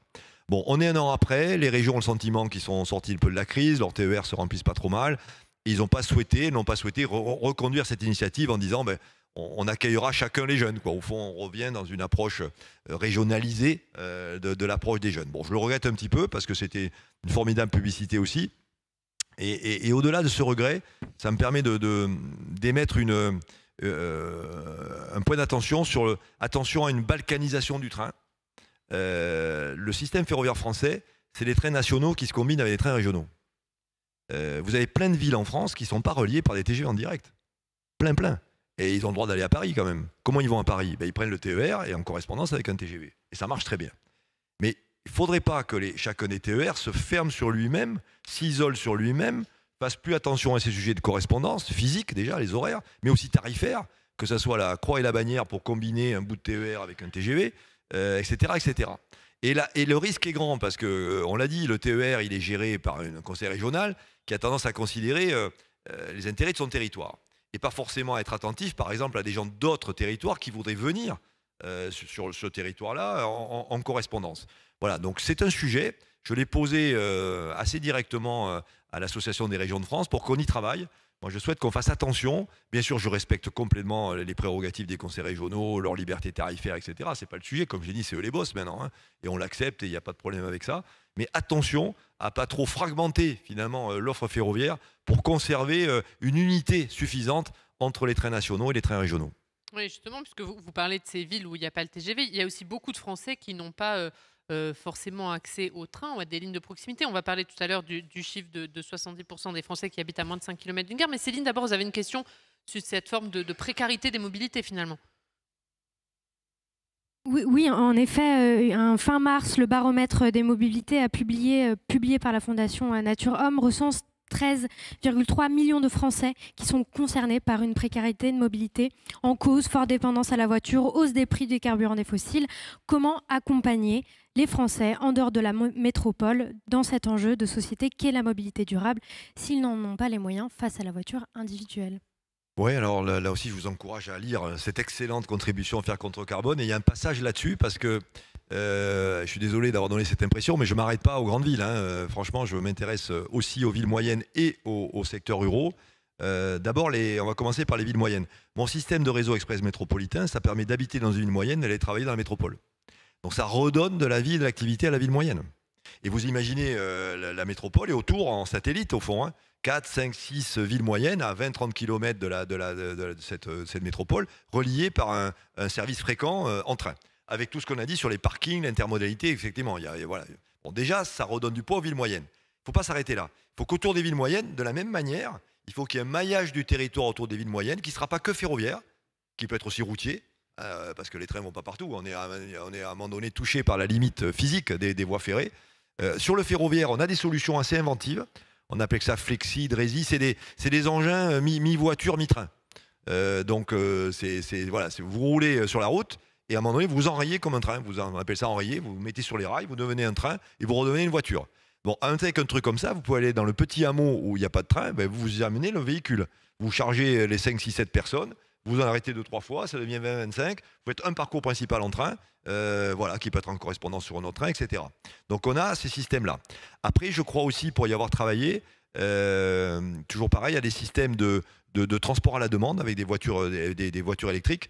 On parlait là, du territoire de la Corse, mais ça peut être aussi sur d'autres territoires. Vous avez des bourgs. Si déjà vous aviez un petit minibus électrique qui, une fois par heure, reliait ce bourg à une gare ou à une ville centrale, une fois par heure. Alors, pour les salariés, ça pourrait ne pas convenir, mais pour des gens qui ont du temps, encore une fois, les retraités, etc., ils ne sont pas 5 minutes près, quoi. S'ils savent qu'ils ont un train à l'heure qui les amène et qui les ramène, ils peuvent s'organiser autour de cette desserte. Et c'est pas énorme, ça. C'est 2 véhicules, 2 chauffeurs, tout ça en véhicule électrique. C'est pas des coûts démesurés. Franchement, on pourrait se les payer. Alors, je ne veux pas tout mettre sur le vélo, mais le vélo aussi, pourquoi pas du vélo électrique si vous n'êtes pas trop loin, avec des abris vélos, etc. Donc, moi, je suis prêt, je le dis dans ce document, à vraiment travailler très concrètement sur des territoires, parce qu'il faut passer aux travaux pratiques, là. On peut faire la boîte à outils de manière un peu générique, mais il faudrait se coltiner une étude très concrète sur un territoire donné pour voir la nature des solutions qu'on pourrait apporter. Franchement, je crois, on ne pourrait pas tout prendre une fois de plus, on ne pourra pas prendre toute la voiture, mais on pourrait en prendre une part significative qui permettrait à des gens, justement, de laisser leur voiture à garage et faire l'alternative sur des modes de transport collectif. Il y a ce chiffre dont on n'a pas parlé, 70% des Français qui vivent à moins de 5 km d'une gare, 90% 50% à moins de 10 km. On pourrait se dire finalement que tout le monde a accès à une gare à proximité, ou en tout cas quasiment, mais vous le dites, il y a des Français qui n'ont pas d'autres solutions que leur voiture. Ouais. Est-ce qu'aujourd'hui, comment vous travaillez sur ces fractures? Est-ce que déjà c'est un symptôme finalement de la crise des Gilets jaunes, en tout cas une cause de la crise des Gilets jaunes, et comment on travaille là-dessus? Est-ce qu'il va y avoir de nouvelles fractures aujourd'hui sociales liées à ces questions de mobilité? Ah oui, si on ne les traite pas, elles sont là les fractures déjà, hein, elles sont déjà là. Comme je le dis, enfin, il y a à mon avis deux familles de solutions. Premièrement, des alternatives à travailler, à compléter, accessibles, me semble-t-il. Dès lors que qu'on prend le temps, hein, qu'on accepte de prendre un ou deux moyens de transport un peu plus longs, voilà. Mais c'est pourquoi pas, parce que tout le monde n'est pas stressé et pressé. Et deuxièmement, pour ceux qui n'ont pas le choix que la voiture, parce que ça restera. D'abord, il faut qu'elle soit électrique, mais ça, c'est un débat. Il faut des parkings. L'idée, c'est que quand vous partez en voiture de votre maison un peu isolée, aujourd'hui, les gens vont dans les centres-villes. Il faut qu'ils s'arrêtent assez vite sur une gare, quoi. C'est aussi bête que ça. Et à partir de là, ils continuent en train. Cette gare doit y avoir un parking, voilà, et il n'y en a pas partout. Et deuxièmement, il doit y avoir de la recharge. Il faut que cette gare, un peu à la campagne, hein, elle ait de la place et de la recharge. Et si vous avez une voiture électrique, vous pouvez vous arrêter, vous la branchez. Quand vous rentrez le soir, elle est branchée, elle est chargée. Vous commencez à faire, voilà, vous faites du 2 en 1, quoi. Voilà, je pense que ces programmes-là sont tout à fait possibles. Ils pourraient d'ailleurs aussi être encouragés par l'État parce qu'il faut peut-être accompagner, parce qu'il y a un peu de sous à dépenser pour faire tout ça. Il y a peut-être un appel à projet, enfin, je pense qu'il y a un mécanisme que l'on peut connaître dans la République, ou encourager les territoires en les aidant à financer leurs projets. Les forces vives sont là, il y a un peu d'ingénierie aussi à apporter. Ça se passe dans des territoires assez diffus, vous avez des intercommunalités. C'est pas des élus professionnels, hein. Le maire il est agriculteur ou la mère elle est prof, ils font ça en plus, hein. Ils ont très peu de services techniques, ils n'ont pas d'ingénierie à côté d'eux, il faut les aider, quoi. Ils ont envie, ils connaissent leur territoire, ils voient ce qu'il faut faire, mais ils ne savent pas trop comment. Il faut leur livrer un peu le mode d'emploi et un petit bout de financement pour les aider à avancer. Puisqu'on parle du rapport au temps, il y a différents rapports au temps pour les usagers des trains. Il y a ceux qui prennent le TGV, qui sont pressés évidemment d'arriver à une destination rapidement. Puis maintenant, il y a un engouement autour du train de nuit, où là, il y a des usagers qui ont envie de passer plus de temps dans le train, en tout cas qui sont prêts à passer plus de temps dans le train. Est-ce que ça vous a surpris? Et comment vous allez travailler sur le développement de ces trains de nuit? Oui, alors ça, c'est vrai. En fait, on me posait la question ce matin. Enfin, nous, notre matière première, c'est le temps presque, hein. C'est le temps, c'est pas que le trajet, c'est le temps du trajet. Enfin, le temps est une fonction très importante. D'ailleurs, dans les modèles de TGV, il y a une valeur du temps. On rentre même la valeur du temps pour justifier ou pas un investissement de TGV à partir du temps gagné. Donc le temps est une donnée très importante. Longtemps, mais c'est en partie révolu, on était dans la doxa, il faut aller vite, quoi. Hein, TGV, il faut aller vite, il faut aller vite, il faut aller vite. Il faut parfois aller vite, mais pas toujours. Parce qu'il y a des gens qui ont plus de temps. On l'a vu dans les trains de nuit, qui est un succès incroyable. On a relancé le Paris-Nice, on a fait un train entre Paris et le cœur des Pyrénées. Les trains sont super pleins, et pourtant c'est long, hein. Alors on dort normalement, au moins une partie du voyage, mais c'est long, hein. Et c'est marrant parce que c'est quelque chose qui paraissait un peu ringard et ancien, et qui reprend une certaine forme de modernité, parce que le rapport au temps change. Je dis à nouveau le temps qui est quand vous avez du temps, vous connectez avec le voyageur dans le couloir du train de nuit, vous allez commencer à discuter, vous l'aurez jamais fait. Même regardez sur un TGV, vous avez une personne à côté de vous, c'est rare que vous lui parlez, au fond. Vous allez passer 2 heures branché devant votre micro. Un train de nuit dans le couloir, on papote. C'est parce que c'est l'effet croisière, c'est l'effet on est parti pour un moment, enfin, on est dans un autre univers. Et ça fait plaisir de retrouver la capacité de discuter avec les gens. Voilà, donc le rapport au temps, il change. Et nous, en fait, il faut qu'on ait cette palette-là. On s'est rendu compte aussi, encore sur le temps, par exemple, on a annoncé qu'on allait refaire un Paris-Berlin 2 jours. Un de nuit et un de jour. Le nuit, on l'avait déjà eu fait. 2 jours, c'est long, hein, pour faire Paris-Berlin en train, on va mettre 8 heures, hein, je crois, 7 heures ou 8 heures. C'est long. Eh bien, on dit, allez, chiche, on le fait. On le fait parce qu'on se rend compte qu'il y a de plus en plus de gens qui acceptent de passer des heures et des heures dans des trains. On a un Paris-Barcelone qui marche vachement bien. Paris-Barcelone, ça doit être 6 heures de train ou 7 heures de train. Un Paris-Milan, c'est pareil, je crois que c'est 6 heures de train.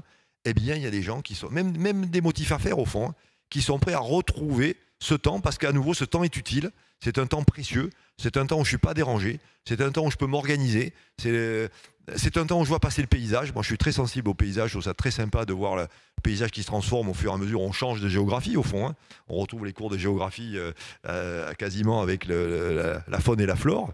Voilà, donc je trouve que ce rapport au temps est en train de changer dans notre société. Et au fond, c'est une bonne chose parce qu'on est moins esclave du temps. C'est-à-dire on arrive à sortir d'une forme d'esclavage. Le temps peut être très, très contraignant. Une question dans la salle, monsieur. Ah. Alors, Allez-y, monsieur en haut, et puis après, ce sera à vous, puisque vous n'avez le temps qu'on vous amène un micro. Vous aviez évoqué à quel point les révolutions qui étaient liées au train et à la SNCF avaient boosté la France. Vous avez parlé du développement du réseau et ensuite vous avez parlé de la grande vitesse. C'est quoi la prochaine révolution? Alors puisqu'on parle du temps, on peut peut-être parler du temps long, peut-être dans 20 ans, dans 30 ans, mais c'est quoi la prochaine révolution de la SNCF? Et ma deuxième question, c'est que hier j'étais à votre place et on avait un panel sur l'entreprise de demain. Le modèle d'entreprise que vous appelez de vos voeux pour la SNCF, là aussi peut-être dans 10 ans, dans 20 ans, dans 30 ans, c'est quoi? Les deux se rejoignent, parce que c'est cette entreprise de nouveau type qui portera le projet que vous évoquez. En fait, le projet, je vous en ai parlé, mais je vais vous le raconter. Le TGV a changé la France. Je crois qu'on est tous d'accord pour dire ça. On voit les cartes isochrones, je crois. On voit bien comment on croit que les distances se sont resserrées. Et on voit d'ailleurs les bénéficiaires du TGV et ceux qui ne l'ont pas, à quel point ils sont chagrinés de ne pas l'avoir. Donc le TGV, on peut le dire, a changé la France. C'est 100 milliards d'euros le TGV, payé entre parenthèses par la SNCF, ce qui explique ces problèmes de dette. Elle vient même quelque part, la dette. Elle vient grandement de ça. C'est que l'État français s'est un peu défilé sur la SNCF pour lui faire payer finalement les investissements correspondants. Je ne ferai pas de parallèle avec EDF et le nucléaire, mais enfin on n'est pas très loin du même symptôme. On l'a fait et on est fiers de l'avoir fait. Le deuxième projet de transformation, mais je viens de l'évoquer, c'est le x2. Ça change la vie des gens, le x2. Ça change la mobilité, ça change l'aménagement du territoire. C'est aussi 100 milliards. J'espère pas en 40 ans, plutôt en 20 ans. Ça serait mieux qu'en 40, puisque le TGV c'est 40 ans. Ça change la France. Et dans une vision qui est beaucoup plus... Il y a un petit peu de TGV, mais beaucoup moins. C'est la France des territoires, c'est la France des transports de la vie quotidienne, c'est la France du transport de marchandises. C'est vraiment autre chose. Et ça va changer la France. La France ne sera pas la même. Si on le fait ou si on ne le fait pas, on ne parlera pas du même pays. Et moi, je souhaite qu'on le fasse. Parce que si on ne le fait pas, on sera passé à côté de quelque chose. Et on le regrettera. Et quand on fera des séminaires comme ça dans 20 ans, on disait, mais c'est quoi ces couillons? Pourquoi il y a 20 ans, ils n'ont pas fait ça? Voilà. L'entreprise que je souhaite pour porter ça, on restera toujours une grosse entreprise. Ça, voilà, on est gros, mais on est comme ça. Et on s'aime bien comme ça. Au fond, on est nombreux et ça nous déplaît pas. Il faudra qu'on trouve une forme d'agilité. Voilà, il faut pas que taille se combine avec lourdeur. Il faut qu'on trouve une forme d'agilité. L'agilité, elle passe par la responsabilité. On est encore un peu trop militaro-hiérarchique. Il faut remonter très haut les décisions. Il faut qu'on apprenne à décentraliser la décision plus près du terrain et des territoires et des gens. Donc il faut qu'on s'organise en unités plus petites et plus responsables. La concurrence va nous y pousser d'ailleurs. Elle va nous obliger à être plus près des objets de mise en concurrence.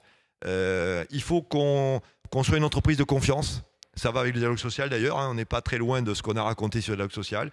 Faire confiance aux gens a priori. Ils sont pleins de bonnes choses dans leur tête et dans leur cœur, les gens. Donc faut leur faire confiance. Et puis il faut qu'on s'ouvre.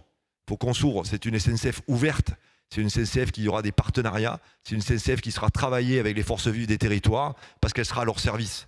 Voilà, c'est une SNCF active. Vous savez, c'est notre raison d'être, agir pour une société en mouvement, solidaire et durable. Voilà, c'est ça la SNCF que je veux voir se développer.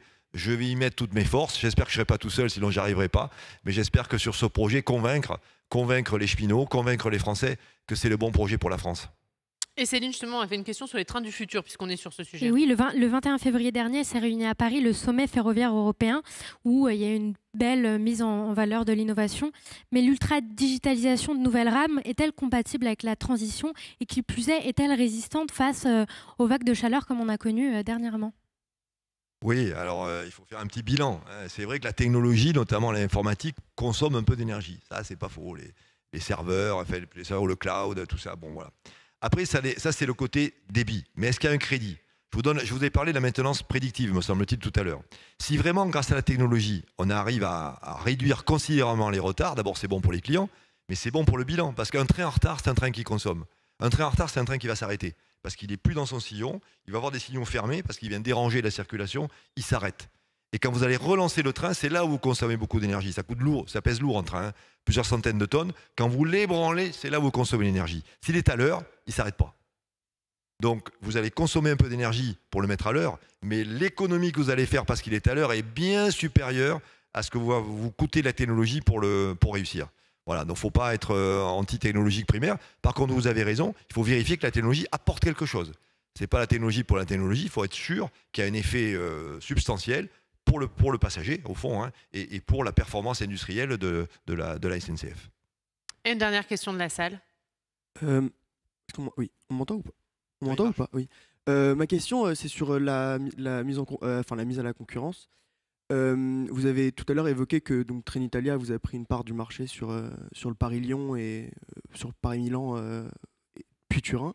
Enfin l'inverse. Mais si toutes ces entreprises, d'autres entreprises vous prennent en fait vos parts de marché sur les secteurs importants et qui sont rentables, comment demain, avec tous les autres investissements que vous avez à faire, vous parliez tout à l'heure des parkings et d'autres infrastructures dans lesquelles vous devez mettre de l'argent, comment est-ce que la SNCF demain est une entreprise qui va réussir à s'en sortir et qui ne va pas trop demander de l'argent à l'État et qui ne va pas s'endetter puisque maintenant vous êtes une société anonyme?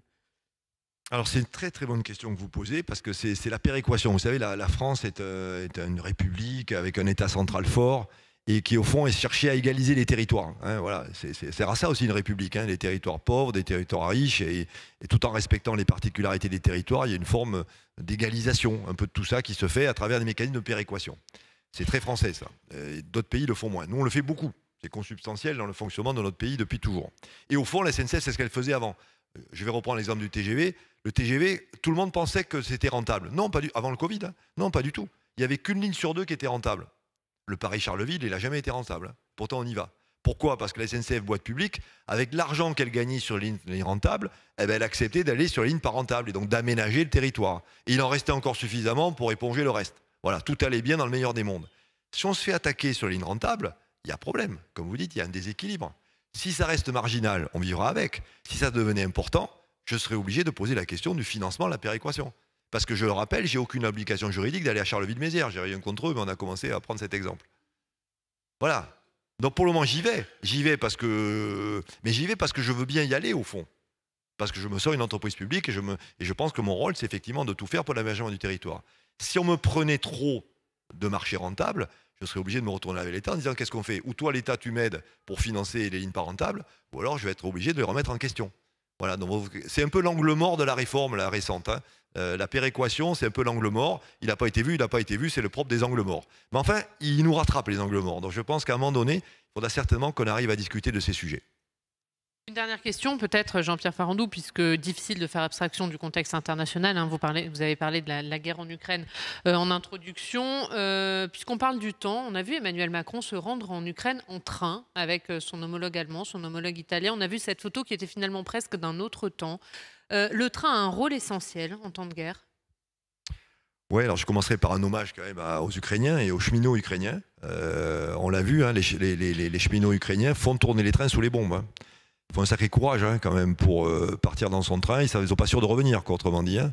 Donc ils ne font pas la guerre militairement, mais ils la font humainement, hein, par leur engagement pour assurer la continuité du pays, la prise en charge des réfugiés qui quittent les zones où il y a les combats, amener des marchandises, des vivres ou autre chose dans les zones où la guerre fait rage.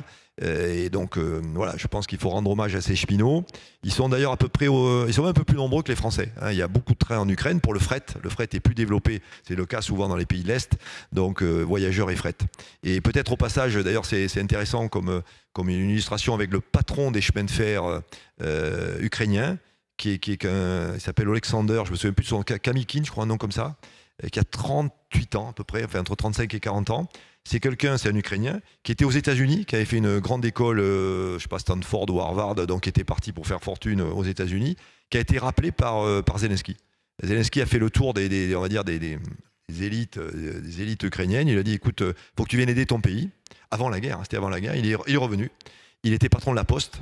Et depuis quelque temps, il est donc patron des chemins de fer ukrainiens. Moi, il m'a expliqué qu'il a mis toute sa famille à l'abri, je ne sais pas où, en Pologne ou en Roumanie, et lui est resté. Et à l'image de Volodymyr Zelensky, il est un peu en battle dress lui aussi, au milieu des cheminots, pour essayer de faire tourner les chemins de fer. Voilà, donc on voit que les chemins de fer sont essentiels, finalement. C'est quand ça va mal qu'on le voit, c'est comme souvent le cas. Plus dans une ambiance moins dramatique en France. Quand il y a eu le confinement, qui c'est qui transportait les denrées alimentaires, les carburants, etc. Le train. Qui a fait des TGV sanitaires pour transporter des gens qui risquaient de perdre leur vie dans des hôpitaux saturés? Le train. qui, dans la vallée de la Roya, pour ceux qui la connaissent, dans les Alpes-Maritimes, quand tout s'est effondré dans la vallée, y compris les routes, qui a amené de l'eau et des marchands et des vivres? Le train. Voilà, le train, on est content de le trouver quand ça va mal. Il structure notre pays, il structure notre histoire, il structure notre vie. Oui, je pense que la photo elle a un côté un peu ancien parce que c'est je crois une espèce de train de nuit avec une voiture comme on n'en fait plus en France d'ailleurs, des voitures salon boisées, mais au fond il illustre à quel point que cette structuration, c'est le squelette de notre territoire, hein. Une voie ferrée, au fond, on peut la voir comme le squelette d'un organisme sur lequel les gens circulent, les matières circulent, et à quel point quand le squelette est rompu, on n'est pas bien quand on est un humain. Quand on est un territoire, quand le squelette ferroviaire est rompu, on n'est pas bien non plus, quoi. Voilà, donc c'est une démonstration très symbolique de la force et de la puissance du ferroviaire. Et ce sera le mot de la fin. Merci Jean-Pierre Farandou d'avoir passé plus d'1 heure et demie.